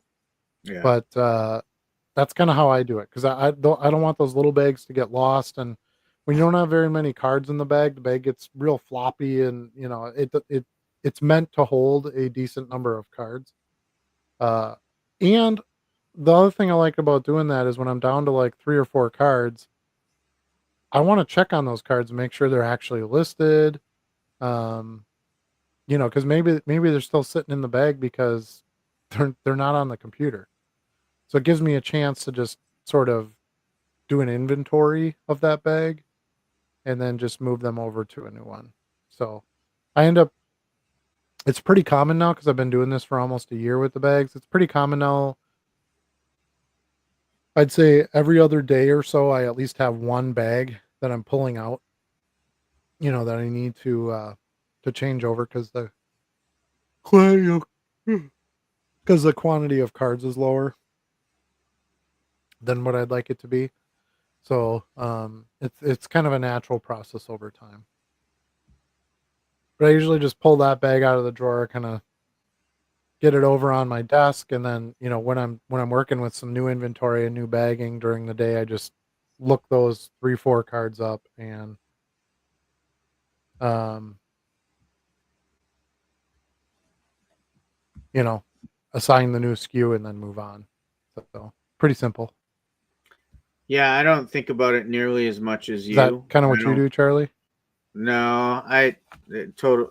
I don't. I don't think for a second about any of pulling bags and stuff like that. Like until it's empty, it stays in there. Of course, I'm not using a file cabinet. I'm using monster boxes, and they are, even if there's just a couple cards left in a bag, the rows stay tight, right? Um, and I have, like you said, there's no set number for how many go in a bag. I think I've heard you say before you're usually averaging around 50 in a bag, but to me it's however many fit without it being a battle. And sometimes, like, there was one Yeah. I held up there that was overfilled. Like I had to really squeeze the last couple in there, and I don't typically like doing that. But where my cutoff is typically Right. relates to what I'm listing for the day, like where I'm finishing up. I don't typically like to. I'm part time, so I may not fill a bag before I shut her down for the night. And sometimes I don't want to carry over into the next day. Some days I might want to start a new bag right away when I get up in the morning. Other times Hmm. my eyes I do the are, same. yeah, other times my eyes are bigger with Card Dealer Pro than my bag is. And I scan a batch that's bigger than one bag, and I'm like, I really want to get all these in one bag because I'm switching to something totally different after that. So, I have no hard and fast rules about filling the bags, honestly, other than I do not want to have to force anything in it. Yeah, and just to clarify, it's pretty rare I get 50 cards in a bag. Usually, I would say my average is right around 40 is what I try Okay. to hit. And but yeah, as soon as you have like a jersey card you're putting in, or something thicker like Yeah, that, just it's changes the going to change number it. drastically. And if it's stuff you've got a sleeve, because most when I scan, I just scan the pack and put them in the bag. I don't sleeve them. Yeah, Um, but when I'm doing, shiny cards or thicker cards or whatever, a lot of those are going to be sleeved. So then I might only get, 20 or 30 in a bag. But I don't really care. I just want it somewhat filled out. You want to try to use your space as best you can. right. And, you know, sometimes I'm putting cards in a bag and I might have like 15 copies of one card in a bag, and I'll have somebody buy all 15 copies. So, you can fill that bag up and it can slim down pretty quick too. Yeah, the other thing too is, I mean, I reuse any supplies I can, so the bags are often different. I was just looking for a couple examples. Like these two bags are totally different. Like I can fit Mhm. quite a few more in this one than I can in this one. And then occasionally I have some I must have got from I got it from a whatnot dealer on my delivery, and they are really thin bags, but I'll still use those, and I might only be able to get 15 cards in them. Right. Yeah. Yeah, and that's true too. The bag matters, obviously. Yeah. Um, these, of course, I don't have the label right now, but the bags I use, I pulled the label out of the bag, of course, when I actually needed it. It's not in there.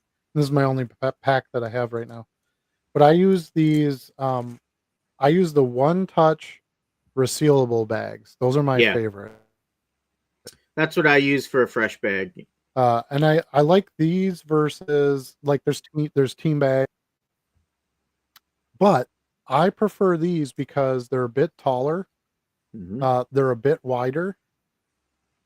Um, and when I fold over that flap, I want it to come down a good ways in the back so that it's not always just getting stuck kind of on the top of the bag. I want to make sure that it's got a good surface top here for me to put my tape on. Right.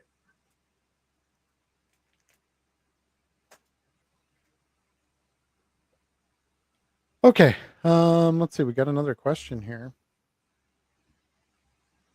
Brandon is on here. Thanks for joining us. Excuse me. I don't know why I get the hiccups so bad right now. It's all this water. I've been drinking a lot of water today. Hey guys, quick question. I'm one day handling and offering returns away from top rated seller plus. If I offer returns, does that mean I accept them? No questions asked. A little weary of that. Uh, Pretty much. Um, I've been top rated seller plus for almost 3 years now, I think, when I looked at the date. And so I do one day handling, all that. The discount is worth it in my opinion, because I do promotions and things like that. So I like to try to recover some of that money um through the plus discounts. And I very rarely get returns. I have maybe like three or four returns a year. Yeah, I had um one return in the last 6 months. Can you guess what it was, Charlie? Oh, one return in the last 6 months. What would somebody return? Was it a Brett Favre card? Technically, it was two cards, but Okay. they're both basically the same cards. So, Yeah, I'm um, stumped. I don't know. so so you might have heard me talking about the Cyber Cell cards. Remember the Sonic the Hedgehog ones and the One Piece Yeah. ones and Turtles ones and stuff. Well, it turns out that on the back of the card, there's a QR code you can scan, and then you can get like a digital copy of the card or a digital, I don't know. There's some sort of digital collection you can do. So I had somebody buy two of my turtle cards, and like every other card I list, I took a picture of the front and a picture of the back. Um, and he even asked me, he's like, "Well, were these cards scanned?" And I'm like, "No, I took them out of a pack and I took pictures of them and I threw them in my drawer." Yeah. And he's like, "Okay, cool." Because he's like, "I like I'm trying to complete the online set or whatever." I'm like, "Okay, sounds good to me." I said, "The cards are in good shape, and I've never scanned them." Well, some jerk must have scanned the codes, saw them on eBay and scanned them. And so, of course, he gets the cards in the mail, and he's like, "Dude, these were scanned." And I said, "I didn't. I swear I didn't scan them. I literally put them out of a pack, listed them, and shipped them." He said, "I bet somebody saw the code online and scanned it." And he's like, "Dude, that sucks." He's like, "I'm really sorry, but he's like, I really want I want the cards, but I want to be able to, scan for my collection too. He's like, do you mind if I return them? I'm like, absolutely not. You even asked me and I said they were unscanned because I thought they were. And how do I check? Like I can't check unless I scan it, right? So Right. um so yeah, so very nice guy. I just got him back a few days ago. He left me positive. Gave him a refund right away. Left me positive feedback and said, hey, guy takes care of his stuff. He's like, through no fault of his own. There was an error with the product. Took it back right away, refunded me right away. Um, and that's just part of it. No, I relisted them. I actually sold them already, but I relisted them and said, already scanned or scanned already, something to that effect Oh in the yeah, the title. code already redeemed or Yeah, the code. Yeah, code was already redeemed, whatever. And that's just, that's just a side effect. Can we know every single thing about every single card? No, especially like kind of outlier stuff like that. I never would have thought somebody would go on my eBay listing and scan the darn thing. Like it's so stupid. Um, and that's what I don't like about, about that digital type stuff. Like all you have to do is hack it from somebody else. yeah. It's not like NFT or crypto or something where you get a spot in a blockchain and no one can claim that away from you. Go Bitcoin, by the way. Um, but it just seemed like just such a, you know, shot in the dark that someone would actually scan the thing and claim the cards. But they did, both of them. Both of them were scanned, so I had to take them back. Now, what's ironic about that is when I resold them, I actually sold them for more money. So even though I had to pay, the 69 cents or 97 cents or whatever it was to mail them back, I actually sold each card for $2 more. Both to the same buyer. Again, not the same buyer who sent them back. But one single buyer bought the two cards again, and I sold them for $2 more. So I actually ended up making more money on it too.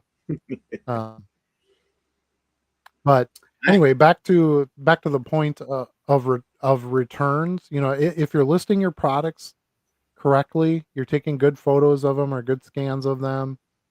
You're shipping them safely. You shouldn't be getting a bunch of returns back anyway. It's not like we sell T-shirts, right? yeah. And oh, the color isn't what I thought it would be, or the fit isn't right, or it has this stitch. You're not going to get that kind of the product we sell is not that kind of product where it's return heavy.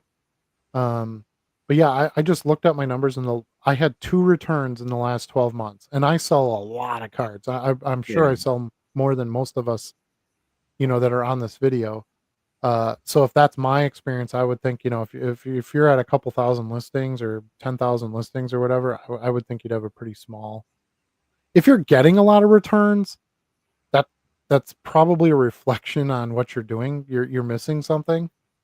Um, but to me, I didn't even care about the returns. That was a no-brainer when they were like, "Oh, you gotta have this to be top rated seller plus." I'm like, "Fine, I'll do returns. I don't care." To me, the bigger concern was, can I ship this stuff every day Right. and do it all next day? That is actually the bigger mountain to climb. And if you're confident you can do that, I wouldn't shy away from it just because of the return requirements. Honestly, Yeah. I don't think people buy stuff to return it. That would be kind of crazy. But I think they like to see that they could return it. I think there's Yeah. value in that. I think it Peace of can mind. actually help your sales too. Right. The no risk, money back guarantee, right? That stuff's been tossed around for, 100 years in sales practices. So it's that feel good, especially if you're a newer seller, you don't have a lot of listings, it tells that customer right away, hey, you can take a shot here because I'm going to stand behind it. If it doesn't work out, I'll take it back and you get your money back. Yeah. I agree. I mean, I've only had one return to date. And that actually was a positive transaction for me. I believe it was a Garbage Pail Kid that I had made an error on the listing, and the guy seemed to be a true Garbage Pail Kids collector. he's like, "Hey man, this was listed as the ill influencers, and it's not an ill influencer card." And clearly, I had been listing a number of cards, and I was copying one and didn't change it, right? So I'm like, "Hey, no problem. If you want, if you just want to keep the card, and I'll give you a partial refund to offset the value of what you actually got or whatever." And he's like, "Actually, I got plenty of this card. I don't need it, so I'd prefer to send it back." No problem. Let me, get you a label or whatever. When it came back, he had put in a number of extra Garbage Pail Kids stuff for me. Like he put in an original Oh, 80s nice. label packaging. Why can't I think of the word? Wacky Wrapper. packages. There you go. Wrapper. Yeah. Oh, yeah. And a couple different cards. And he even sent me a message. He's like, "Hey, appreciate you working with me on this. I put in a couple goodies for you. Maybe you can sell them and make the shipping back." So it was actually a positive experience for me. Mhm. Yeah, and I and honestly, auto I was just gonna say I had some of the same fears as Brandon at first when I went that route, mhm, but they've proven to be unfounded. Like it hasn't been an issue. yeah. It's a natural fear. I mean, I think anytime you look at something and you go, "Well, this could affect me negatively. Do I wanna do this?" That's a natural pause you should take. Yeah. But yeah, well, for what we do, returns really aren't that big of a threat. Um, and I actually kinda like the auto return process because if somebody requests a return, it just gives them a label and I don't have to do Yeah. anything. So I like that Yeah. part. And then when I get it, as soon as, it scans that it was delivered, it confirms delivery, it immediately sends you a message and says, "Hey, you got this thing returned. Is it good? Can you give a refund?" And boom, I give the refund and I'm done. Right. It's Then all I really gotta easy. do is then all I got yeah. Then all I gotta do is take the card out of the envelope. I just hit relist on the original card, listing, assuming there's no errors in your listing. But I just hit relist it, put it back in the bag, and wait for the next buyer. So, um, I think it's actually a really good thing. I think it's a good thing to help your business to offer those returns.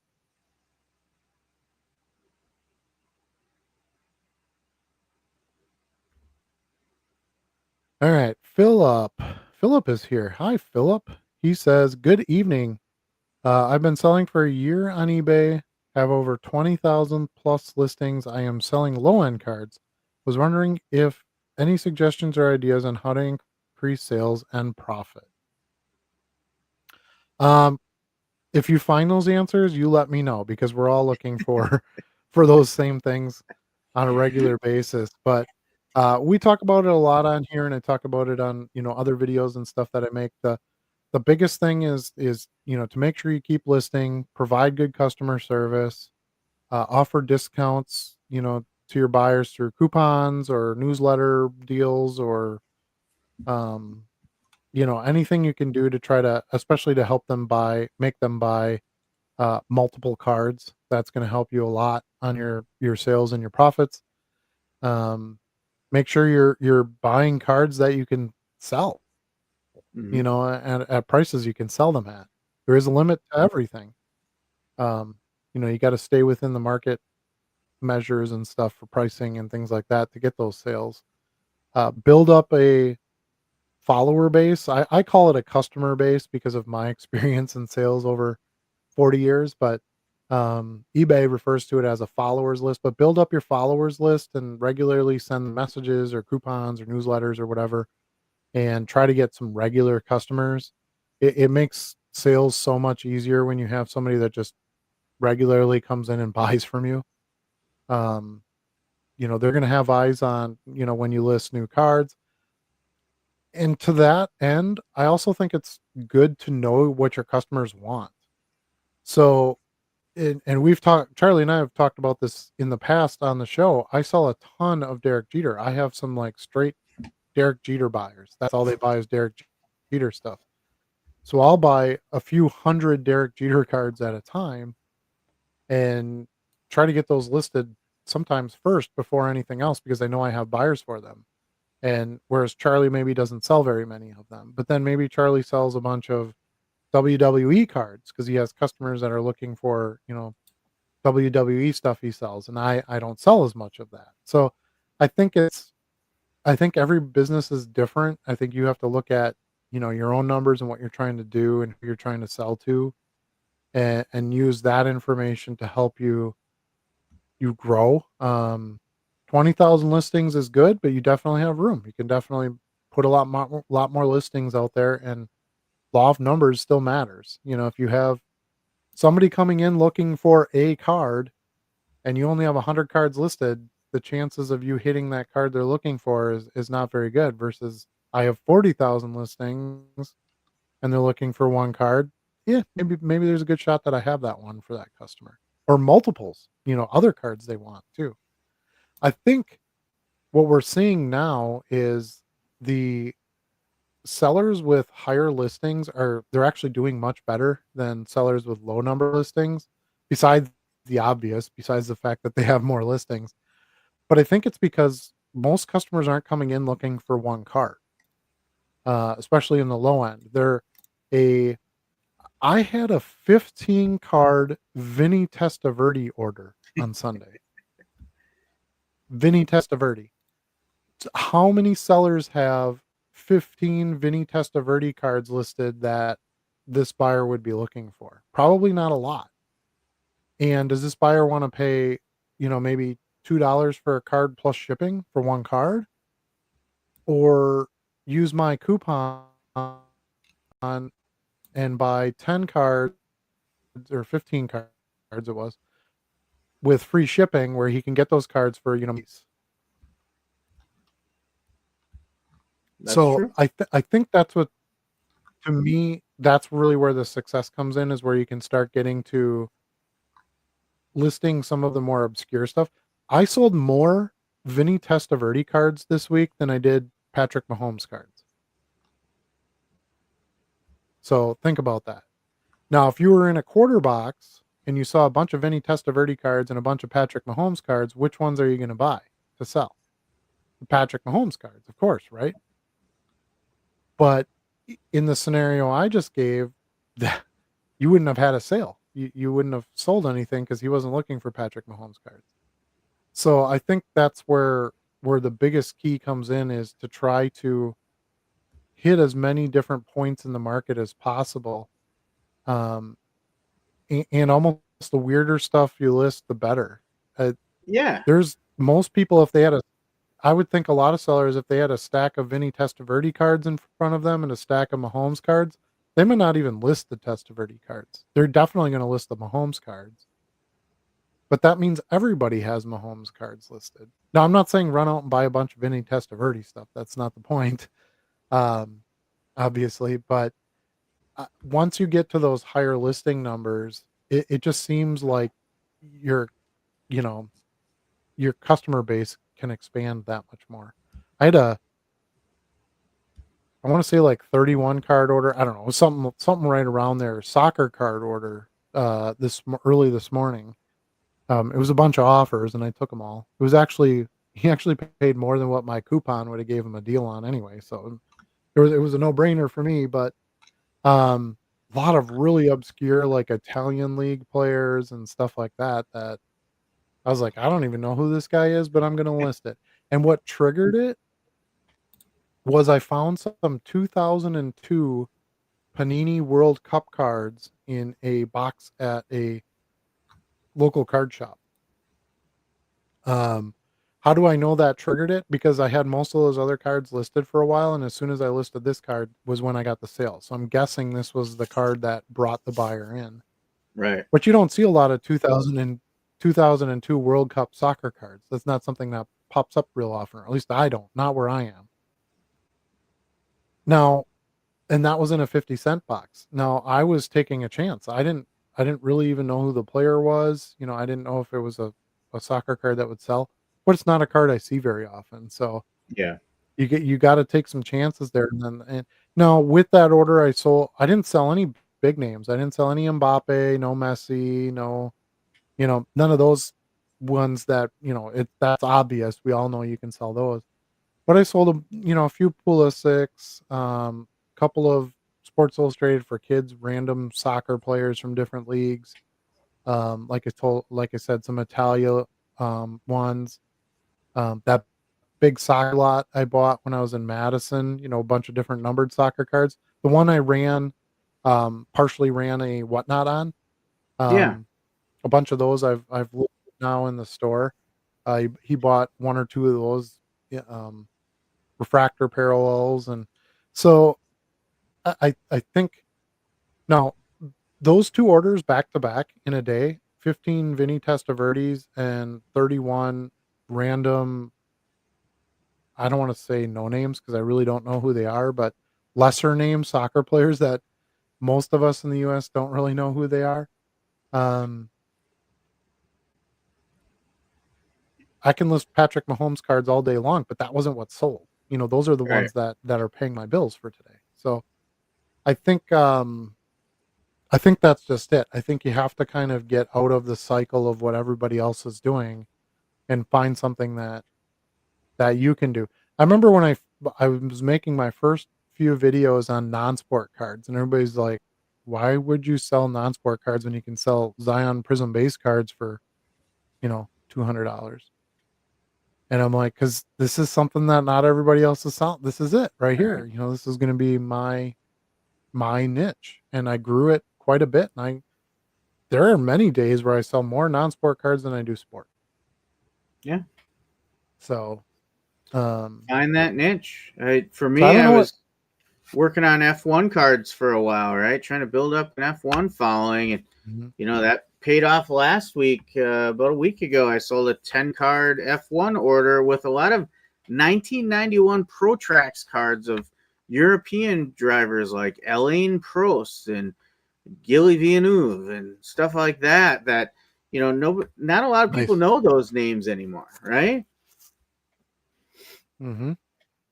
Yeah, I sold a couple driver cards today too, and I don't know who he was. They were national, like Panini national cards. Okay. Can't even think of the name. Shit. So let me go to the shit. Yeah, the Vinny Fast Driver Testaverde 1 or order, I was kind Fast of Driver chuckling. 2. Something like that. Let's see, where is he? By the way, I learned something about the birth of Italian sodas this week.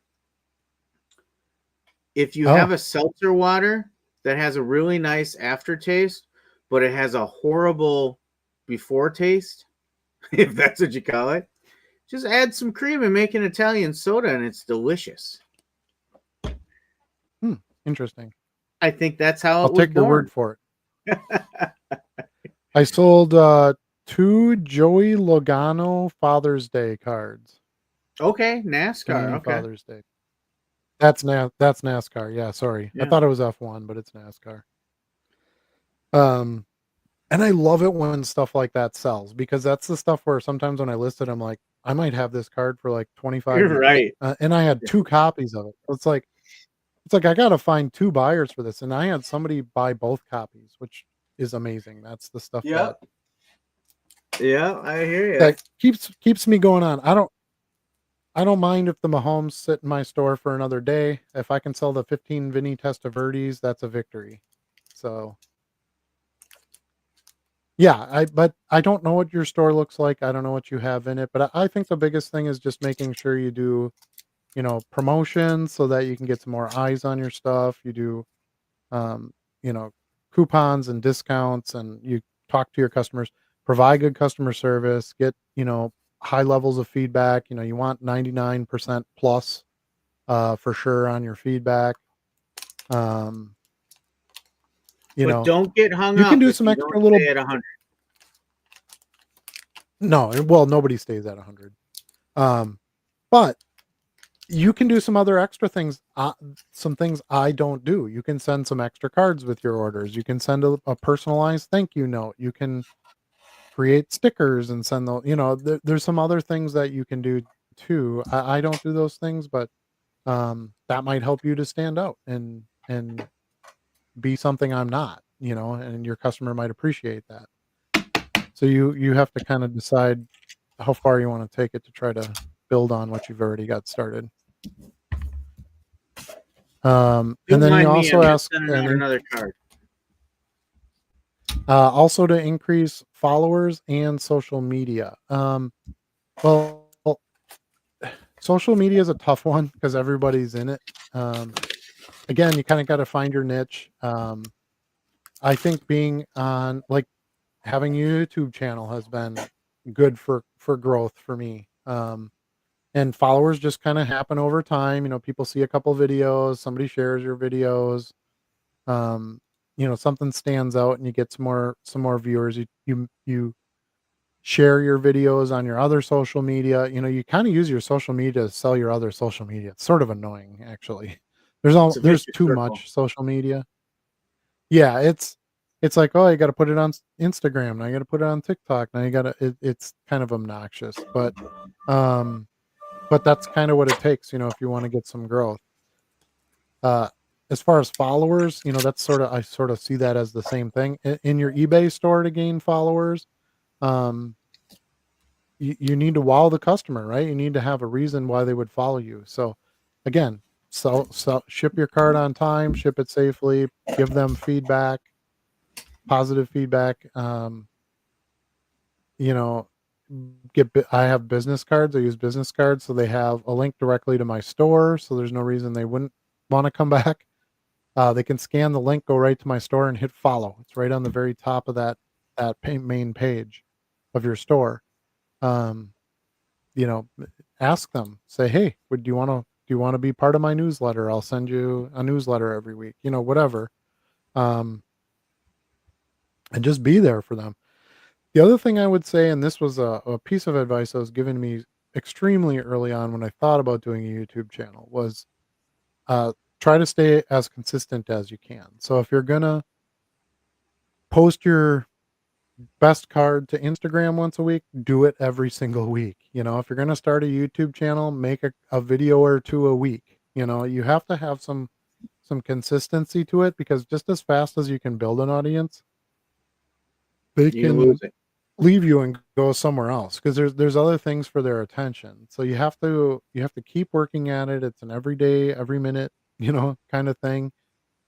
You got to constantly send out coupons or make new coupons, entice customers to come to your store. You got to contact your followers. Like it's just a never ending thing. Some of it is luck, to be honest with you. Like I look at some of these channels and you know you hate to compare yourself to anybody ever, but let's face it, we all do it to some degree. But I look at some of the channels and it's somebody opening a blaster box of Bowman baseball. They don't really get anything in it. There's no high quality production, nothing like that. And they have like 28,000 followers. I'm like, why the Yeah. heck do they have 28,000 followers? And maybe they've been doing it forever. Maybe they have a social media presence somewhere else. And they're just kind of, you know, followers that are crossing over to this platform. I don't know, but what makes someone want to watch something or want to subscribe to something? I don't know. Maybe they do a ton of giveaways, and you have to subscribe to giveaway to get the giveaway. I don't really like that. I think I don't really want to buy my subscribers. I'd rather have people that actually watch the channel. Because here's the other thing: you can have 20,000 subscribers on your YouTube channel, but if only 8 of them watch your videos, that's all YouTube cares about, and that's all the revenue cares about. Unless they can show an ad to somebody, subscribers don't mean anything. Yeah, yes, you need a certain chunk of them to monetize, but once you have that, it really doesn't matter how many you have after that. Uh, as long as unless they're watching. If they're watching, you wanna have that subscriber or follower or whatever. But um, yeah, it's just like the sales on eBay. It's a grind game. You got to keep doing it. You got to keep making videos. You got to keep posting pictures. You got to keep jumping in on Facebook groups. You got to go to card shows and talk to people.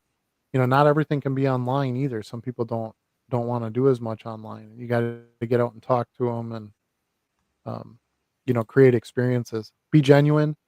That's probably the other thing. What I watched some videos about being a good YouTuber, what it means to be a good personality on YouTube before I started, and this one will always stick out to me. It was somebody who had a huge following on YouTube, and he was basically all he does is give advice on how to create a good YouTube channel. Hence why it's popular. But he said you have two choices when you first go on YouTube, and you have to stick with whichever choice you decide. He said you can either be completely genuine and exactly who you are, or you can create a wild, crazy character that would do anything at any time on the camera. Um, so I would say that that's probably the other thing. You have to decide which one you're going to be, because you don't want to be a fake version of yourself. People will see through that right away. Um, and if you're going to be a crazy character, you got to be prepared to be that on a regular basis, because that's what people are watching you for. So that would be, as far as trying to build something or build a presence, those would be my things.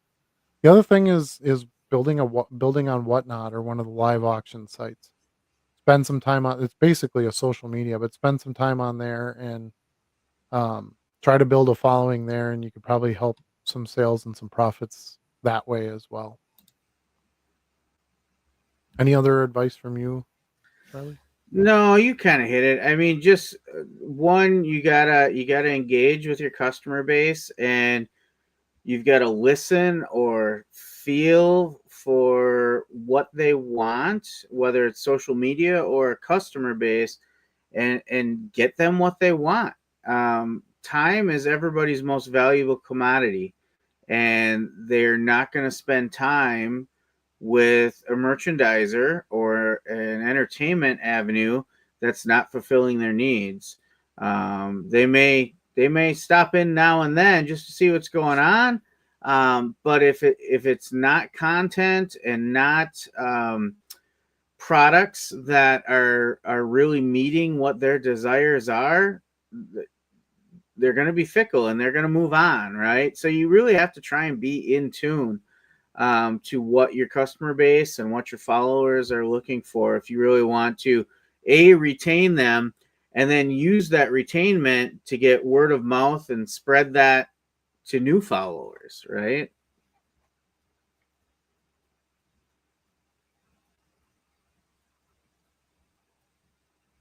And that's all I got to say about that.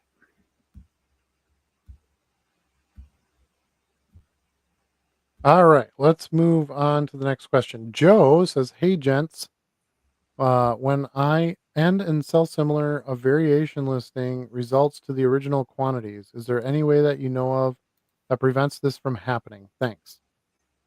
No. The only other thing you could do is end listings and just hit relist. Um, but we had some discussion about this last week, actually, because I'd been doing more of that now that I'm getting close to my max listings. That's one way I'm going to list in a day if I don't have any room in the store to list, any free listings left. But so when you end it and you relist it, it creates a brand new listing. Sell Similar essentially does too, but you lose the watcher side of it. So that's the thing that everybody's trying to avoid. You still want people to look at it. If besides new eyes, you want your existing eyes to look at it. Um, but as far as like I don't know do you know what he means by variation listing? Well, like if you list three cards, three copies of a card, I think he's saying either when he sells similar after he ends it, it's setting it back to one, or if you started with three and now you've sold down to two, if it's putting it back to three the way the original listing was. And I would have to think it was the Okay. latter, Well, because I no. just So sampled one. I had two listings on an old listing, or two copies, quantity two. I did the end and sell similar, and it created two again. But I haven't tested if I started with five and now I'm down to two, is it going to reset it to five?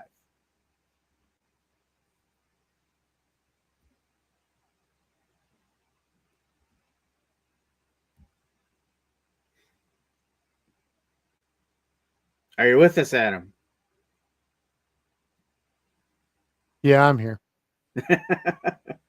Okay, so the and I think you're right. That's how I read it now too. That shouldn't happen because I have lots of quantity listings and I've never had that happen. So I think what you're actually doing is ending the listing and relisting. Because if you relist, it's literally copying an exact copy of your original listing. So if you had 10 copies in your original listing, that relist is going to have 10 copies. But if you end and then sell similar, it's making a copy of the ended listing, Yeah. and then that would have the correct quantity that you have left. Does that make sense?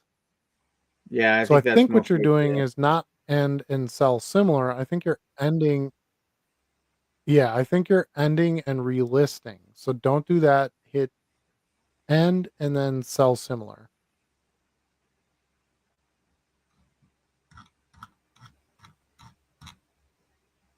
All right.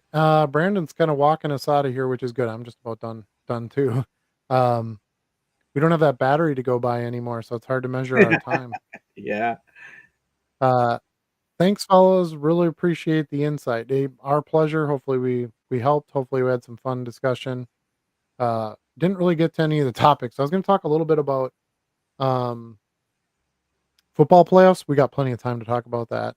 I was also going to talk about the new link on your eBay orders page. Have you seen this, Charlie? I've noticed it looks a little different. Yeah, so you can print a label a little quicker. Yeah, if you actually click on the uh, customer's name link, Oh yeah, that's nice too. it'll have yeah, and it'll have 3 highlighted actions you can take if you haven't taken them yet. It'll allow Hmm. you to leave feedback right on there. It'll allow you to send them a coupon if you have any current coupons and haven't sent them one. Remember, you can only send coupons every so often. So if you've already sent them a coupon, that's going to be grayed out.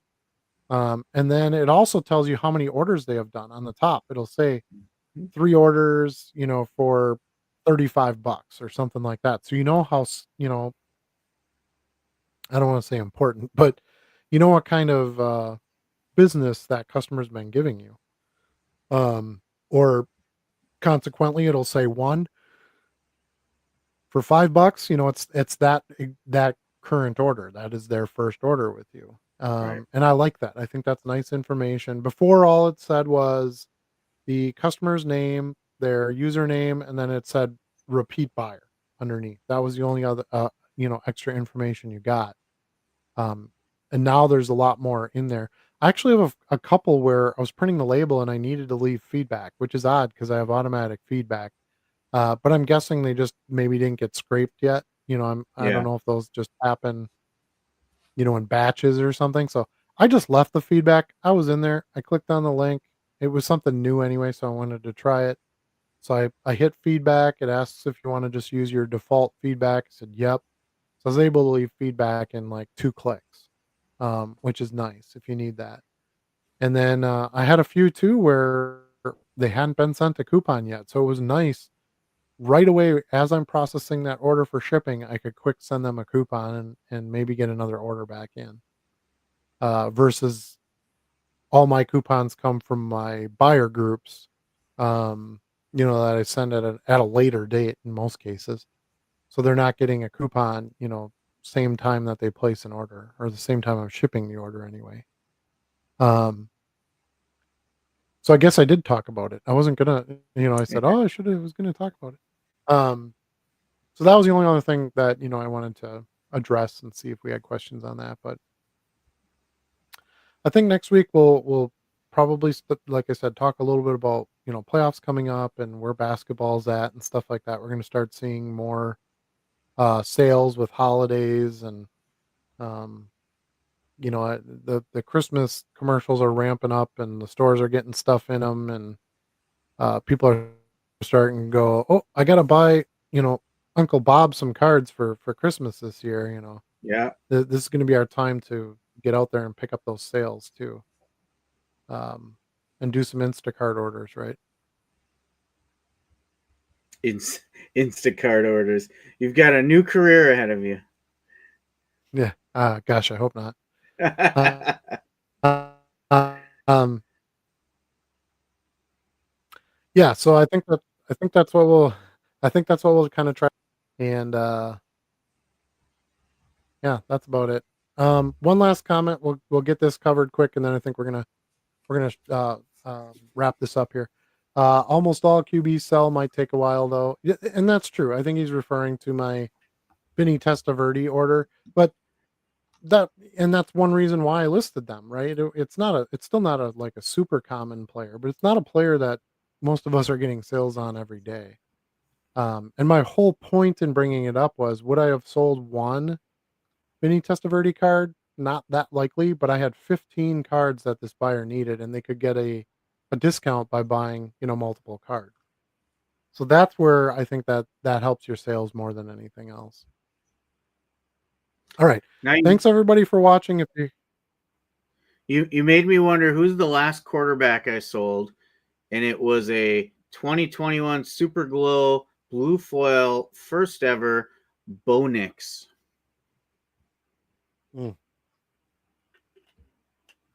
He's quietly having a pretty good rookie season. He is. Keep an eye on him. Mm-hmm. All right. So thanks everybody for watching. If you're watching this recorded, we appreciate you. If you're watching it live and participated in the chat, much appreciated. It makes it a lot more interesting and informational than just me and Charlie, yapping up here. So we appreciate you. For those of you who want to try to join the live, we do this every Wednesday, 8 o'clock Central Standard Time. Try to join us. It's a lot of fun. You might even learn something. You might even teach us something. That's good too. We've learned a lot Dangerous that way. from everybody participating in the chat. Yeah. We do have a Discord that's free to join. You'll see on the scroll on the bottom here. My Patreon comes across first. If you want to contribute to the channel and help it succeed, that's much appreciated as well. But here's our Discord. We got a little unexpiring invite link there. Go ahead and visit that and join that Discord. There's a lot of good information being shared around there. Yeah. Probably 15 channels or so now on the server of some major topics that are talked about on a regular basis. The community is really growing there, so we're really proud of that one. Goat Show, January 12th, 9 to 2 at Riverside Ballroom in Green Bay. Be there, be square. Hope to see most of you there. Hopefully we get good weather. We're kind of, January is always that thing. You never know. But I think that's it for this week. Did you have anything else to share, Charlie? You know what I got to say. Just peace out, everybody. Take care of each other. All right. Give us a thumbs up. Share it to somebody else you think might want to watch it. Make sure you subscribe to the channel, all those good things.